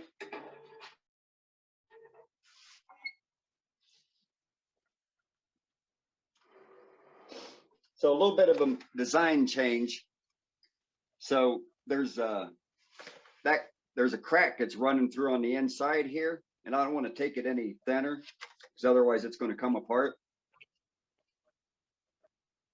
So we're just going to continue on our way of making the bowl part of the vessel now.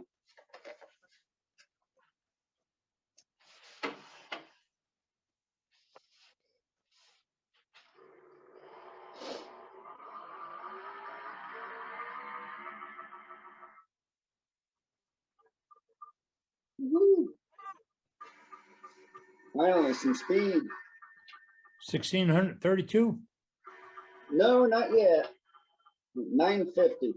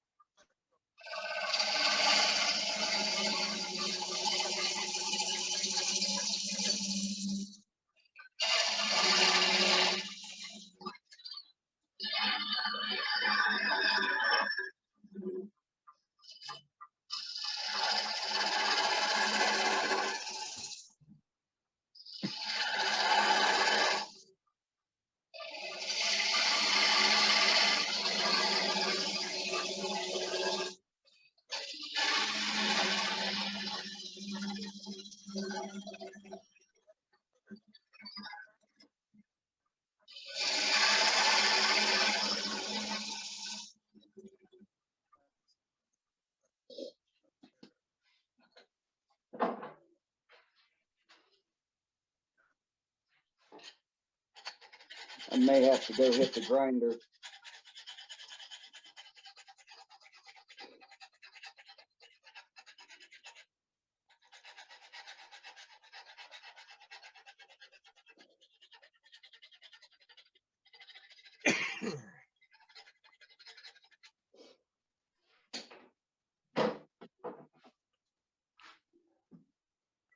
When Dane wraps this up, we'll go back to gallery. We have the electronic gallery or the video gallery up and running.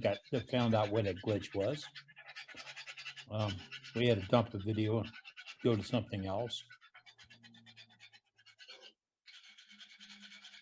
Remind you, if you want to be in our contact sheet, this is how you'll reach another member. We don't do a membership list. You want to be on our contact sheet, you put your information in our chat. And one question was, what do I put? Put what you want us to know and share with other Turners. Some very often just your name and your email or your name and your phone number. We're not qualifying you for a car loan or anything, just so you can talk to other wood turners. Hey, Eddie, I was just going through the chat and I saw somebody, Casey, had posted a question. Is it bad when it stops like that? I don't know if they're talking about my demo or Dane's demo. Dane's got the step center going on, so he can explain that.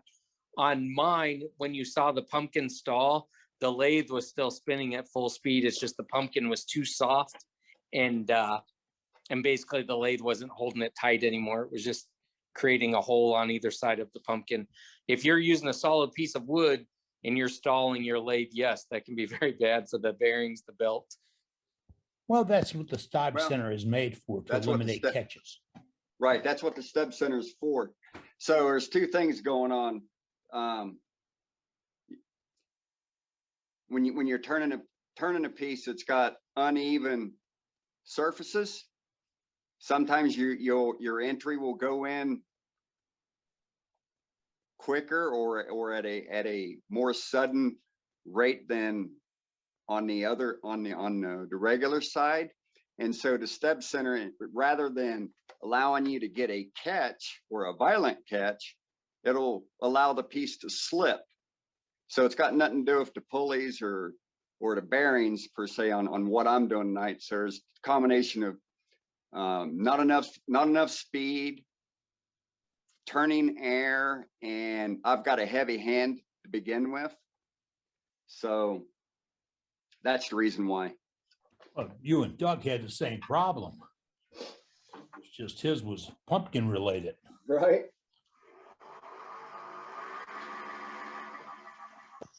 But for somebody who's not using a step center, that's what I was getting at, where you could cause damage to your lathe if you started getting too much stalls like that and you're not getting your chisel back out of there in time. Remember, if you jam it tight, That's the beauty of the stub center. Yeah, It's far safer than your 4-prong or 2-prong. I have a comment to make about that also. I don't turn big things, it's mostly ornaments that I make, and I haven't used a stub center or any drive center for years. I use a dead center. And I found that off from Bonnie Klein many years ago when I took classes at Aramont School of Arts and Crafts. That's how she taught children, was with a dead center. Just, you know what, it's one that goes in the drive center, but you just put it in your no revolving about it. It burns a cup in the end of the piece and holds it. Yes, that's what it is. Yep.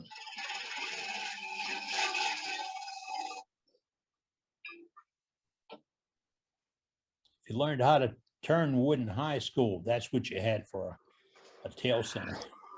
We put a drop of oil on it. Yeah, that was what it was. Yeah, you used that in high school. You didn't have revolving centers then.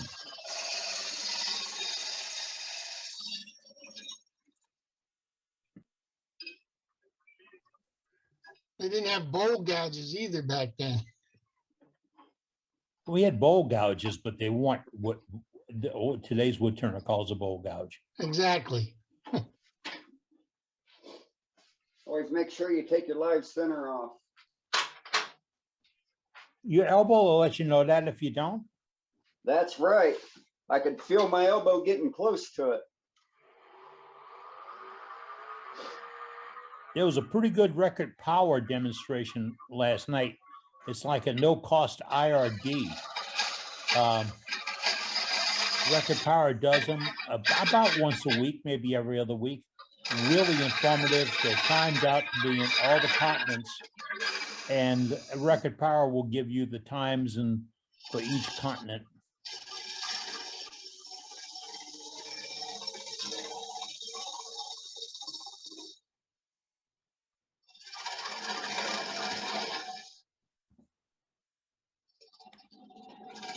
I often wish we could develop a list or a list of all the IRDs that are available for cost or not for cost. So if you're interested in killing time at work one day, you can look it up and go there and enjoy an IRD.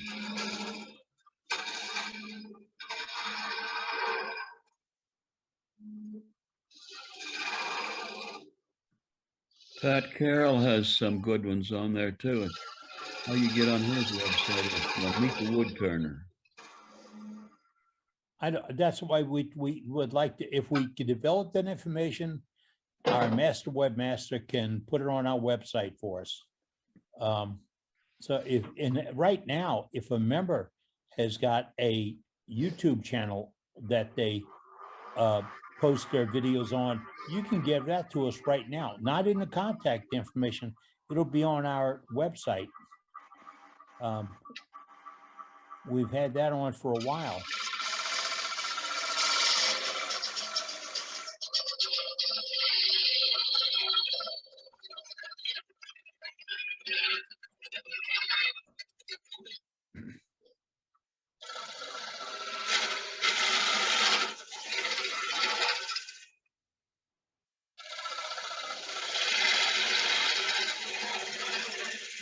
Oh, yes, I just saw this on the chat. Pat Garrell's guest Sunday will be Kelly Dunn. Oh, he does some, oh, he's out of Hawaii. He does some really cool looking work. And yes, they have turning wood on Hawaii.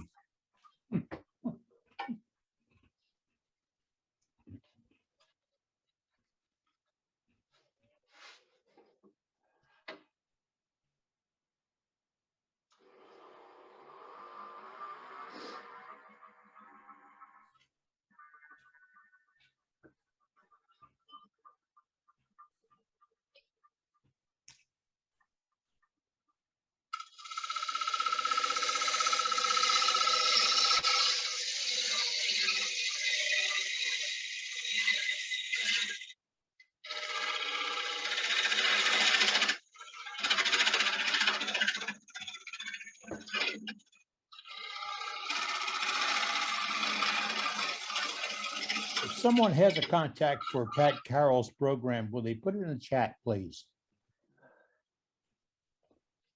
Getting a few private messages asking me how they can go there.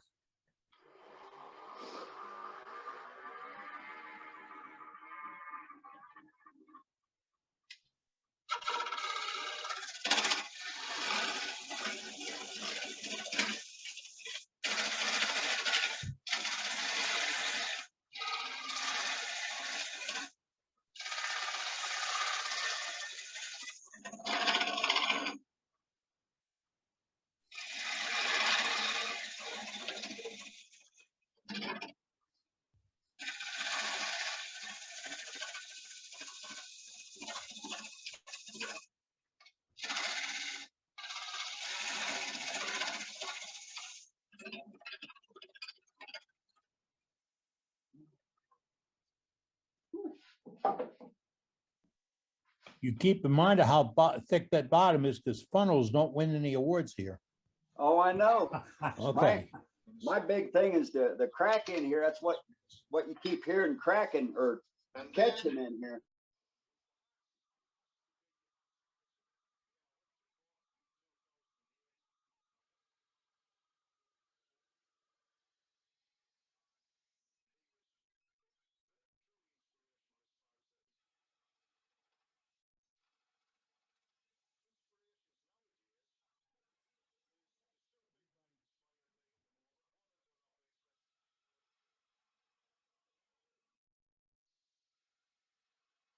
Martin? Don't worry about it. It was something filtering in from somebody's open mic.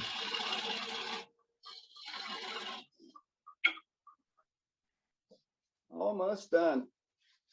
Dane, are you already below the level of your wings? Are you just on top of them or below them already, or? I'm about a quarter of an inch from the tenon. Okay. That's getting tight. At least right now, he thinks it's a quarter inch away. We'll know in a minute.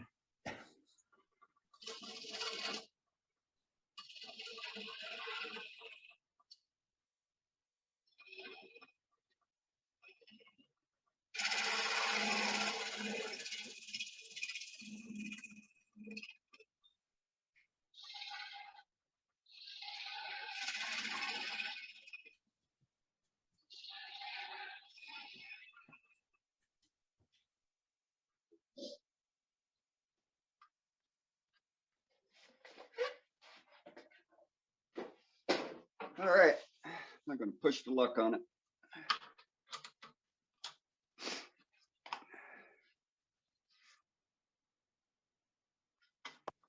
That is awesome. That is Very beautiful. nice. Thank you. Fantastic. Enjoy that. So I'll That's just beautiful, rechuck man. and clean up the clean the tenon off later, and or I can show you how to do that tonight for those that are Yeah. interested. Please Yeah, do go that. ahead. Yeah. The heck not. You ever seen the tennis ball trick done? Once. My dog chases one every day. No, I've never seen that done before. I see I it bet that you much. haven't, Matt. I haven't done it in a long time, so why not? There you Think it'll go. fit? Let's Be see. safe, Dane. I will. So you can use a tennis ball on small stuff as a jam chuck. And so all you got to do is take your tennis ball and put it inside the jaws of your chuck. Bring up your tailstock. Make sure you got a live center in it though first. What's with the hole in the tennis ball for? It's a multi-purpose.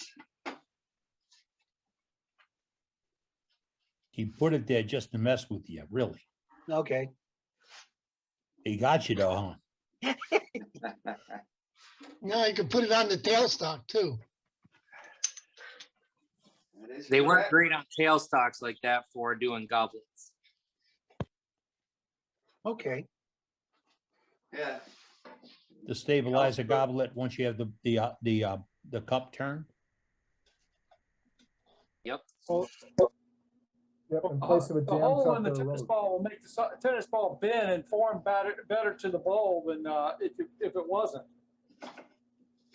Say that one more time, Trey. If you don't have the hole in the tennis ball, the air in the tennis ball is going to keep it round. The hole in the tennis ball allows the rubber in the tennis ball to flex and grab the ball better.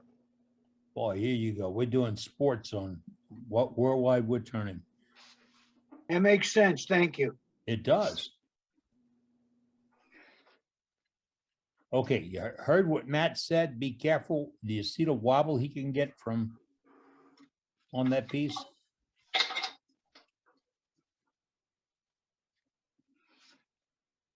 Yep, watch your hands, watch the tool rest, rotate everything by hand before you turn it on. These things Look at bite you if that you're crane not on the careful. left side. All of the above. Then warn the neighbors. Right? Right. Dane, I don't know what it was, but you dropped something on the other side of your lathe there. No, it's a pencil. Okay. It's on the floor right next to yours, Doug. Yeah, I'm gonna reach right over there and grab that. Give me just a second. Cool. Good.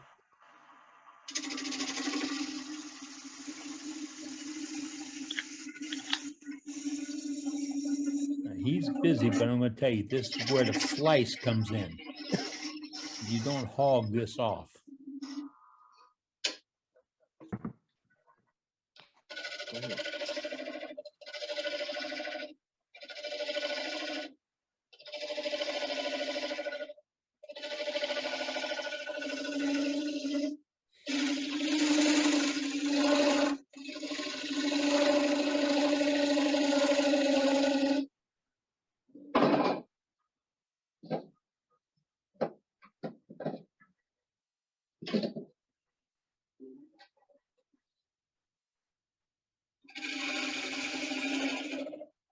With a little lighter weapon to make this cut.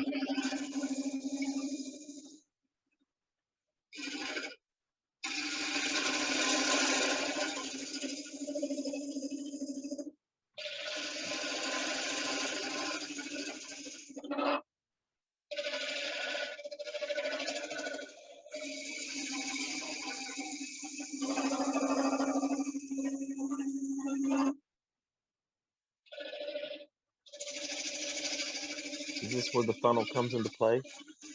Exactly. Don't This is when we say find out that. if his 1/4 inch measurement was right. As long as you don't see tennis ball photos, everything's good.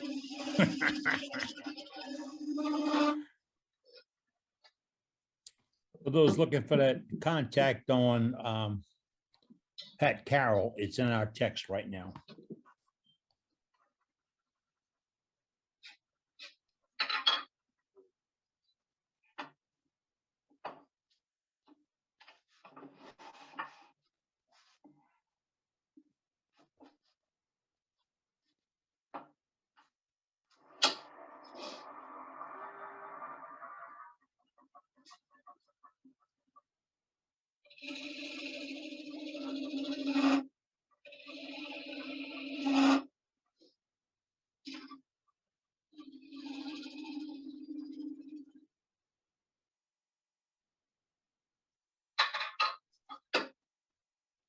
Dane, what size is that tool? Huh? What size is that tool? 3/8. More room. See if I can't take it all the way off, Matt. Don't I blow think it up. Matt lost his internet connection. He dropped off right after he was talking to you. Ah.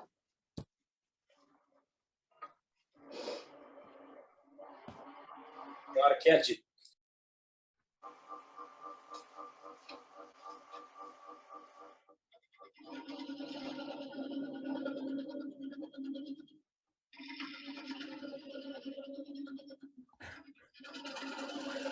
Matt left so you can get out the way.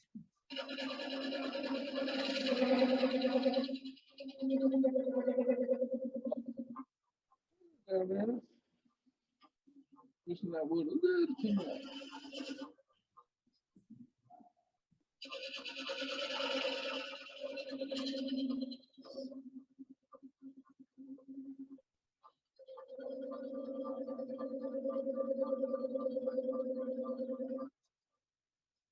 That's good enough. Bench chisel will knock that off. And so that's how you clean up the bottom without a vacuum chuck.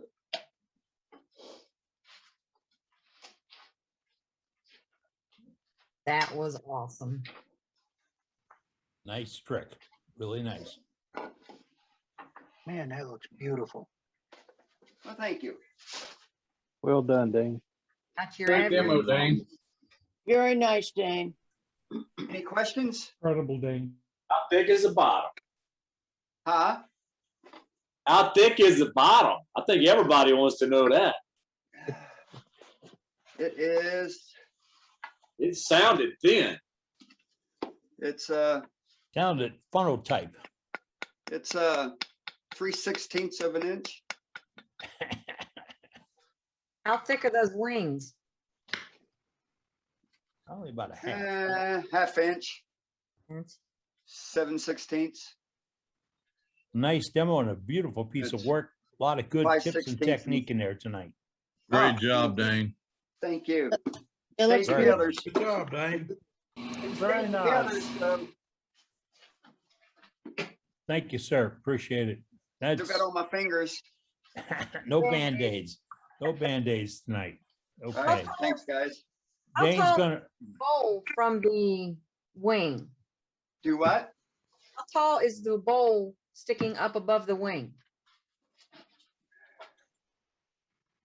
5/8. 3/4. 3/4. That's it. Now, how do you go about sanding it now? Or do you? It's just a demo piece, so there's not that much sanding required. So I'll probably on this piece here, I'll probably char it and then rough it up with wire brush and then put poly or tung oil on it. Okay, okay. But, you know, kind of keep the rustic appearance going, you know, with the natural blackened piece has been in the earth for however, you know, the last year and a half, 2 years with the clean ends from where it was, limbs were cut off of it priorly. So, but it's yeah, a beautiful piece. yeah, it turned out all right. All right. The grain was a little bit more gnarly in multiple spots than I was expecting, but yeah, You never know what you're going to get with a crotch piece. So Never know what you're getting, any piece of wood. So thank you, Dan. yeah, true, And I right? admit Dan will get his act, get together to take more input for being on a gallery. And we spoke about gallery and earlier I showed you some gallery, but we had a little problem with it. So right now I'm muting everybody because I want to play this for you. And this is our weekly gallery. And I think I can get it up here this time. Let's go sharing sound. And this is where we're going.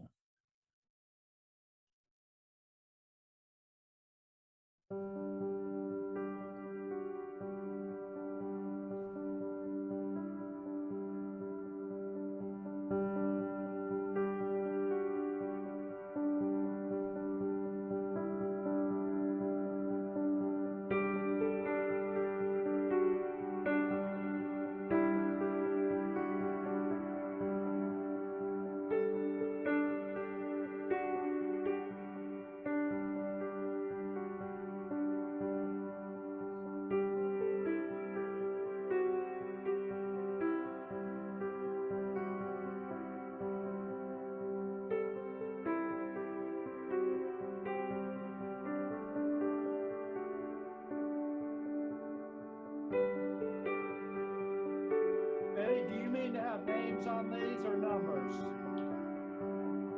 We intended to have numbers, but I didn't catch that after it started.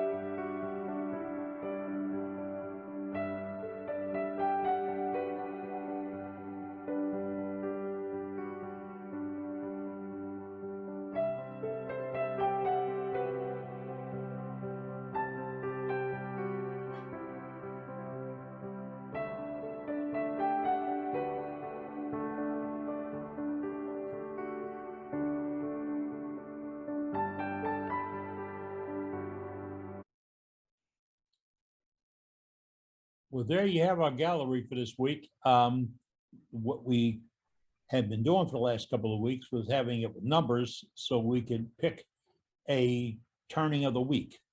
But I've got a ton of glitches. I didn't want to avoid or not show you the gallery this week, which you've seen is some of the work that our members have sent in by email, and we place it on there.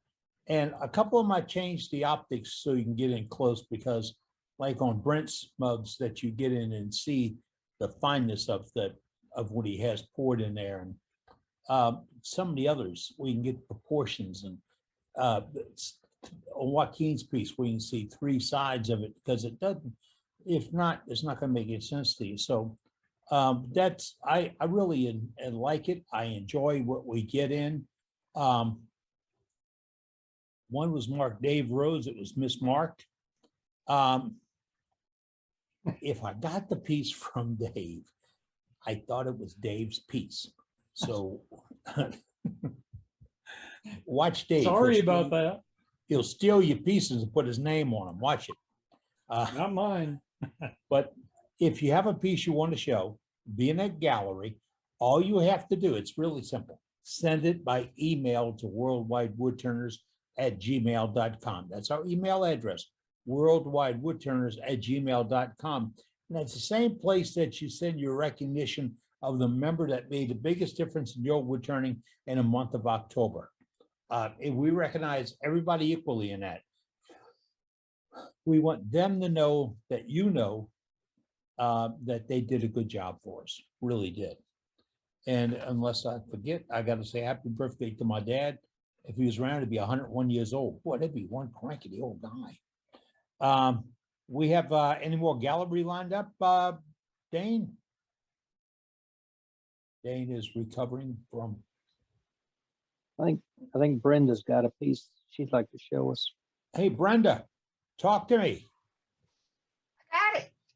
You got me? I got you, Brenda. All right, check this out.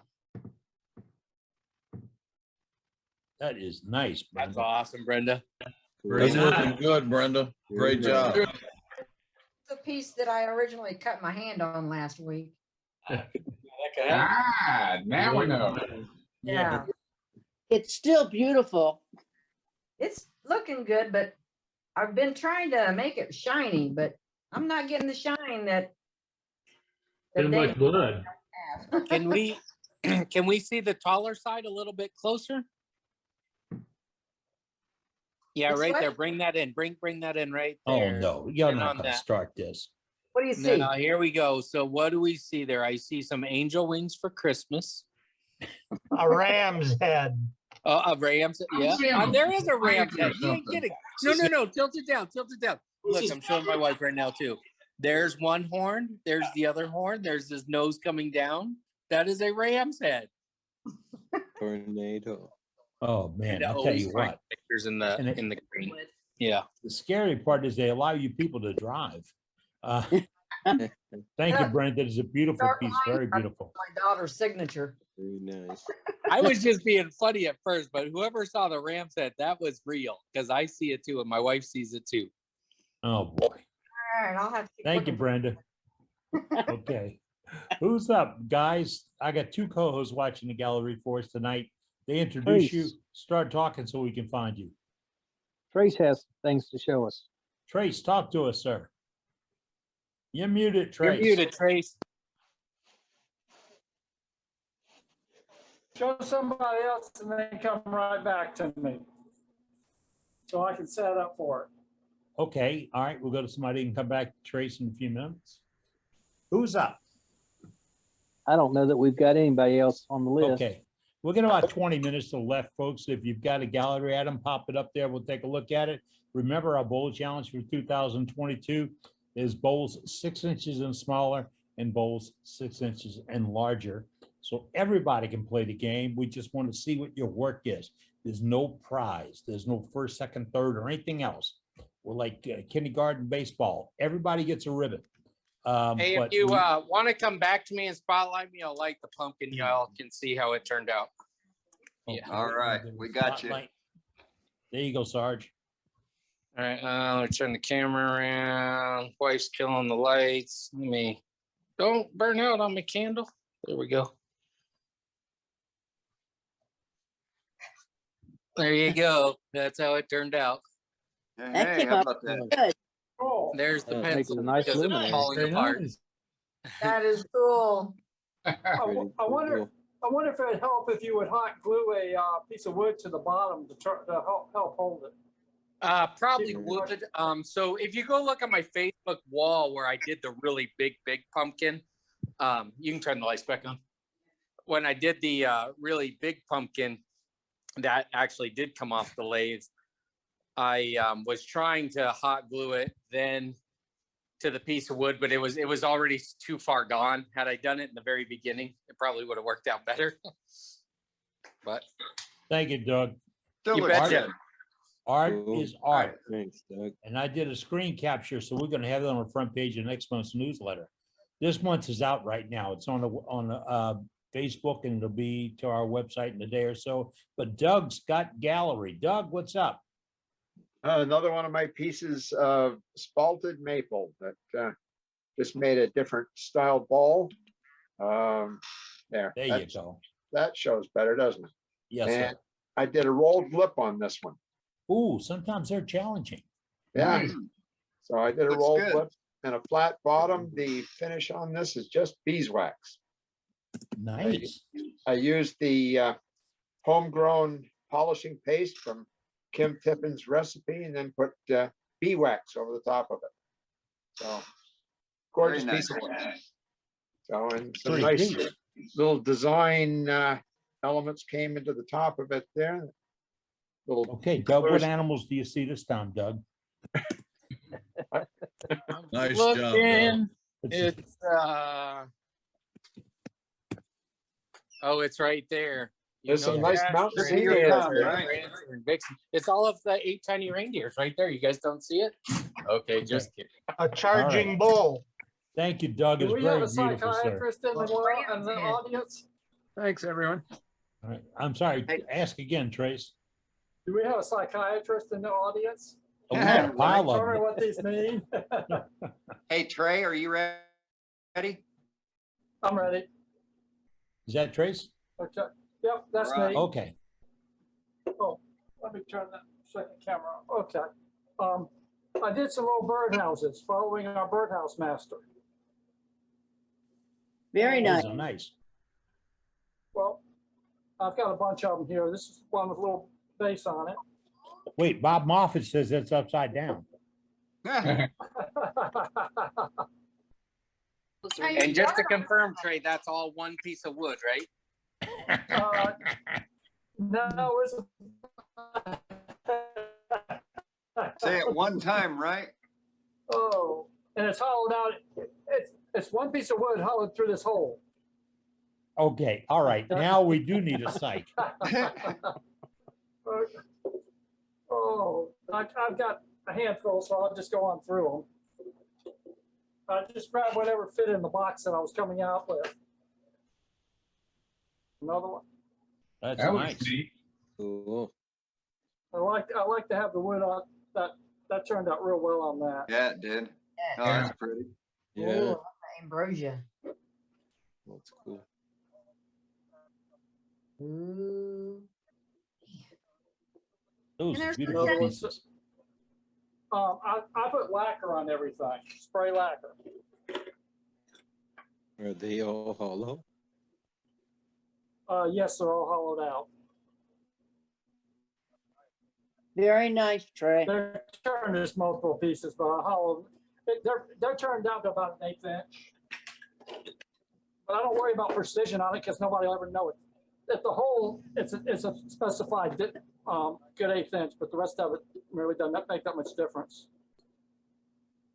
All beautiful, sir. Very beautiful.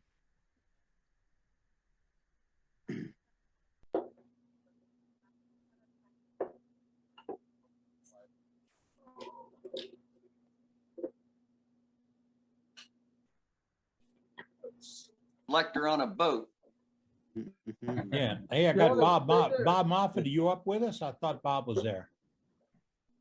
His camera's there. Yeah, I was Okay, hoping well- to get a professional opinion from Bob. Teeter totters. It's getting competition now. They do rock, you know. Yeah. Do they Yep. float? They're wood. Probably wood because they're wood, but they may not float upright. All right. They float, but I'm not sure it'd be upright. So Okay. Well, we I think anyhow, we need the that's- Beatles I playing grabbed Yellow I grabbed Submarine whatever in the fit in- background. yeah, I grabbed whatever could fit in my box to bring out here. So I have another dozen Thank or you. so inside. All All right. about Thank the you, same. sir. All righty. Very, very nice. Very nice. Let's get back to gallery here. Did I Who's hear up, somebody gentlemen? chirping my name? Yeah, well, we wanted to Hey, get your wait, opinion on these birdhouses. You want watching, huh? I'd step away for a minute. Well, you'll have to watch it on a replay. So what's I'll do John it. got Hey, this John. evening? I just have a ambrosia maple bowl, just a small bowl. That's nice. Oh, yeah, like that without the Good. glare on it. Oh, that's pretty. Night, Got a Randy. lot of nice grain in it. Oh, it does. Very nice. Nice. What you finish? It's just Wacko Danish oil. Very nice. Wacko Danish oil. Thank All you. right. All right. Thank you, John. Appreciate you sharing with us this evening. We got a few minutes left, folks. Do some quick galleries. Sue's with us. Sue, you got an ink pen available? Yep, I got one to show Ronnie so he knows what he's getting. Is he awake? Ronnie, are you awake? That is very Probably mute it. We'll have to patriotic. call him and unmute him. God bless America right there. That is awesome. That is is beautiful. beautiful. The bottom of the pen signifies the dress jacket of the Marines. Very nice. Yeah. Ronnie's not on the roster right now, so he may have missed this. Probably, but I find that this part here really chips, really chips. I blew out several of them. What Yeah, I've tool are had you that using? before from other turners. Well, I'm using a fingernail, spin gouge, and even with the roughing gouge. But with the roughing gouge, to turn one of these, I have to sharpen it at least twice. I'm going to recommend trying a negative rake scraper carbide. I don't know why it works. Maybe it's just a placebo for me, but for whatever reason, anything resin or acrylic that I turn, when I use the negative rake carbide cutters, I have way better luck. All right. So does the big guy have negative rake carbide cutters? Not me. I'll talk Nope. to you offline about it so we don't advertise. Yeah, yeah. But remember, One of Nick, the things that I do when I'm turning those particular blanks is I will use a roughing gouge, but I don't come straight into it. I come in at a 45 and use it more as a skew cut Slicing than cut. a roughing gouge typical cut.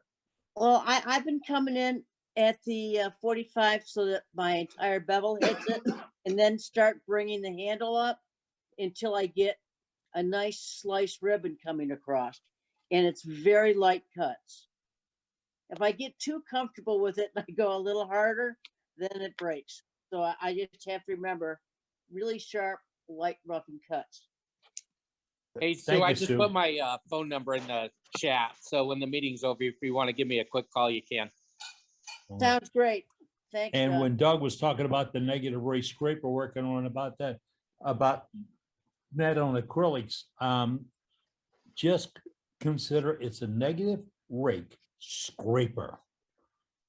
When you're doing it with that tool, you are scraping, and you're not engaging the blade. My opinion, you're not engaging the blade, you're engaging the edge of the blade. Big difference in acrylics, because one chip, out the room it goes. Exactly. All right, who's up next? Gallery. Nice, Sue's it. Sue's it. All right, we got 10 minutes to go I've got here, one I folks. can show you real quick. Oh, all right, let's go to All right. him. There Yeah, I he can is. show you. I got you, Doug. Yeah, somebody, couple folks, several, Dean and some other folks have made some ornaments, little snowman ornaments. And I gave a shot at one myself.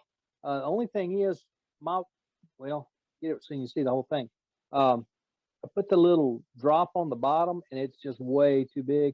My wife saw those and she gave her stamp of approval, but once that drop on the bottom, totally gone. So I'm going to turn a handful of those and just make them a straight taper all the way down. Real simple, real easy. Put a little screw eye in the very top and simple, ready to go. I can't get to the image, but Billy Dillard did somebody showed last week with the Yes. laser engraved on it. And they were huge hit. I showed it to a couple of folks online, and it kind of makes the day. And that can be out of a 2x4. Yes. Or fogwood or anything. And Doug, all these years I have turned it without that little button at the bottom. I just saw that at SWAT. It's the first time I've ever done the little button on the bottom Yeah. with a little ball. So I always Yeah. did them as straight taper too. Yeah, and I think I was semi-copying you on that, and my management said leave that off, so that's what I'm going to do. That's who you should listen to. Management. Yep. Smart man. Smart move. She only had to beat me with a stick one time, and I learned. Amen. All right. Okay, remember, folks, if you want to have your information on our contact sheet, the way that works, I said Dave be back to tell us about this. The way that works is if you'd like to get a list of the members that will give us that information or providing us information, because we don't collect names, emails, or addresses for the club. This is wide open to the world. If you want to get that information, you can go to the contact page on our website, and on that thing, it's got a little block about member roster. You click on it and you fill it out. The only thing that what you have to remember that's not on that sheet, the password is captain. capital CAPTAIN. You need to put your name, your address where you want to receive it. And then in the message block, you have to include the phrase that's highlighted in quotation marks in the top row of the screen. If you do that, you send it in, you get an email the sheet back that's got current information. Current. Every time we get it updated, David will update it. And if you want to be in that, get in there. Put it in the chat right now, and we won't release that information. It won't be Do you available. have time for on one the open. more? Let's Yeah. go. Who? Dallas. Dallas. All Talk right, to I'm us, sir. looking for you. I Talk got to him. us. Still there. All right, go, sir, please. Okay. You're let me up. Flip my. All right. I can't flip the We got you. I'm trying to flip the camera around. I don't think I can. Are you using a phone? Yeah, I've got it. Should be. There you go. There it is. Is out of that your cherry. toenails with the toenail paint on them? Yep. Okay. That's pretty. Big piece of cherry. It took a while to do that, and then here's my little thing of applewood. There you go. Oh, There you go. yeah. That heart. Where's the I like that cider? heart cut out. What happened to the It cider? ain't done yet. Oh, It okay. ain't done yet. It's Well, got to when it gets rest a little done- while. When it gets done, send me some. You'd be surprised. Dallas, thank you, sir. It's beautiful work. Really nice. Beautiful. Very Very nice. nice. Hey, Thank you. thanks a lot, Dallas, for just getting me in trouble just now because my wife's watching too. And she goes, okay, Doug, because she's been after me to make a yarn bowl and I haven't. And she loves hearts. Hold that up one more time where the yarn string's coming out. Was that not a heart that you cut out? Yeah. I did. Yeah. Yeah, There's thanks, buddy. I'm There's in the bad trouble now. spot. Yeah. Sure Yeah. thought we were friends. Yeah. Sorry. And it's quite heavy. I left it thick on the bottom so when they pull the yarn, it doesn't tip over. That's a great idea. There you go, Doug. All the tips and hints you need, bud. Yeah. Yeah. Remember, Doug, you can always watch it back. Oh, I'm definitely going to. Oh, I think it's going to play back for him. Eddie. Yeah. Go ahead. Eddie, there's one thing that you said that people need. You said take the shavings from the shop and use them as mulch. You need to be careful with what wood you've been turning before you do that. For instance, walnut will kill just about anything you put it on. Yeah, no, what I was talking about, I may have misspoke, is if you have a piece like Dane had that you like to get some spalting on, put the piece in your mulch pile. Oh, okay. 'Cause I was gonna say, be careful mulching plants and some of the shavings from your shop because you can kill the plants. Yeah. Oh, I got rose roses. bushes that didn't have a rose on it for 2 or 3 years. It will put the brakes on. I didn't know it till I explained it to my horticulturalist, and he says, "You put walnut?" So yeah, you're right. Watch what you do, and remember, folks, all woods have a certain degree of toxicity. There's no bland woods. They all have a certain degree of toxicity. If you're in doubt what it is, there are websites where you can look it up and see. But I've worked with guys that if they turn box elder, they get blotches. When I first started playing with Paduke, my nails would get tender. So they all have side effects. And if you get a strange feeling, a guy gave me a ton of mesquite one time because if he turned mesquite, he couldn't talk the next day because it affected his mouth and his tongue. So it's something to be aware of when you're out there turning. Is we're all getting used to masks because of COVID. Masks aren't a really bad idea when you're in the shop turning. Really, it's not a bad idea. Even with dust collection, it's not a bad idea. Remember, we're collecting our Freedom Pens. Ronnie dropped off the screen a minute ago, but Ronnie's collecting these. He has a mission to collect a couple of 100 more. I'm pens. back. Oh, you back? All right. We missed you for a little bit. Does Yeah, he want to? Say Ronnie that wants to again? see that pen, Sue. Show him that pen, please. Look at that. How Pay about that? attention, Ronnie. Very nice, Sue. Okay, so I blew up a few of them, so you're only gonna get about 9 of them. But I appreciate that. They'll really go for that. And let's not use the term only 9. You're getting 9. Right, right. That's the beauty of this program is if you turn 1 pen, you've mattered. So thank you, Sue. That's a beautiful piece, really is. Hey, and for Thank you, Ronnie, Susan. I did box up those pens and I got them off to you. And now most of the wood turners that sent them to me included a card or they included something so we'd know who the artist was. I did go ahead and remove all those so I would get credit for every pen I sent you. Okay, Doug. I'm In just fact- kidding. in I fact- did include their business cards or various notes or whatever they had sent to me. So you'll have those as well when they get to you. I'm glad you clarified that, Doug, because otherwise we're going to have a yarn bowl challenge next week and ask your wife to join in and watch. So Doug, I seen the notice come through and it's coming through with your wife's I'm really name sorry on it, about so that. Thank you very much. all right, Hey, you bet. all right, all right. Now you're folks. gonna have Turner one. Yeah, I totally. will, Dallas. I'm gonna get to it. I keep saying it's on my to-do list and I just haven't done it yet. Now I could just go poke a hole in that pumpkin and give it to her. There you are. I'll tell you what somebody else is going to be given. We're She a just family told me where program. that pumpkin's gonna go. So we're Yeah, not gonna family, we're not we're gonna a do family program, okay? That's what it rolls. You know, y'all been a pretty good show tonight. You really have had a good time. We had a great demonstration by Dane. It was really good. Showed you some technique and some tricks and tips on how to turn something that's not regular, because this was really not a regular piece.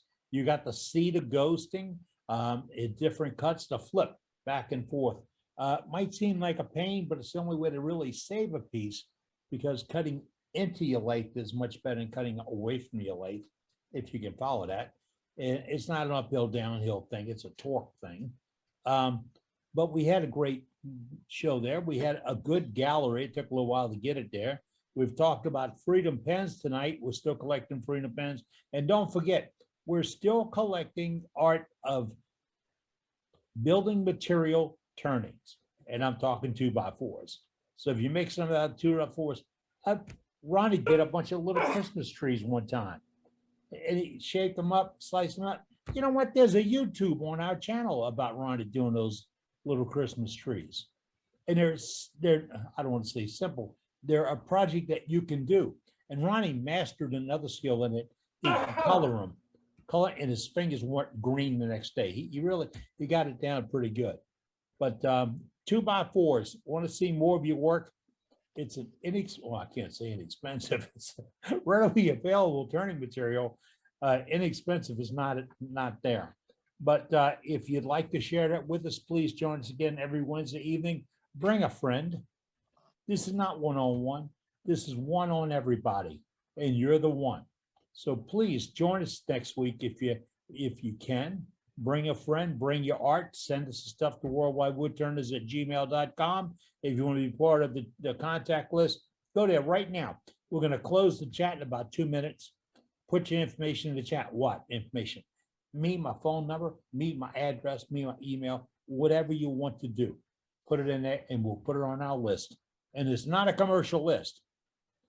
It's not a commercial list. It's not sanctioned or paid by anybody, and it's not edited by anybody but our webmaster. And his job, and he knows it, is to put the information out there like he does on the world's greatest website for wood turning, worldwidewoodturners.org.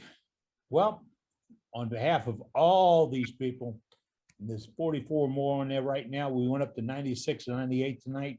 We had a good crowd. You take care. And like Jeff says, be safe. Thank you, folks. Good night. Good night, Hey, Ronnie. everybody. Ronnie, thank you for the Hey, Freedom everyone. Pens. Hey, Good Ronnie. Good night, everybody. Have a great week. Happy Halloween. Thanks, Dane. Good night. You're welcome, Hey. Brenda. God, Ronnie dropped Good night, off. y'all. Okay. The Good night. great pumpkin Charlie Brown is on his way.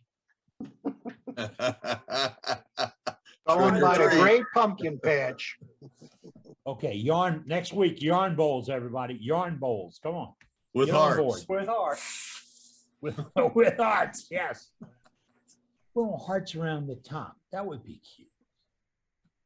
Well, I should put in my ornamental and turn a heart-shaped yarn bowl. There you go. All right. With that, we're gonna pull the plug. Right now, I'm leaving you because, pardon me, Trace has got to cut off his end of the program because that's where we originate from. Boy, I got the hiccups. Yep. See y'all next week. Take All care. right. Good night. Thanks, Eddie, Trey, everybody. Thank you. Good night. Good night, everybody. Good night, everybody. Great demo, Dane. Thanks, Dean. Hey, when I leave the program, I always see a thing come up from Zoom to update. Does anybody else get that, or am I supposed to update Zoom or what? Yeah, you need to update if you're getting that message to update. Yeah. Okay. Okay, because you can miss some options and some abilities if you don't. And Okay. there's no credit card required, Yeah. It's just letting you know. It's just letting you know you need to update is all. but they'll pass your name along to a guy selling extended warranties on your car. Just to help you out.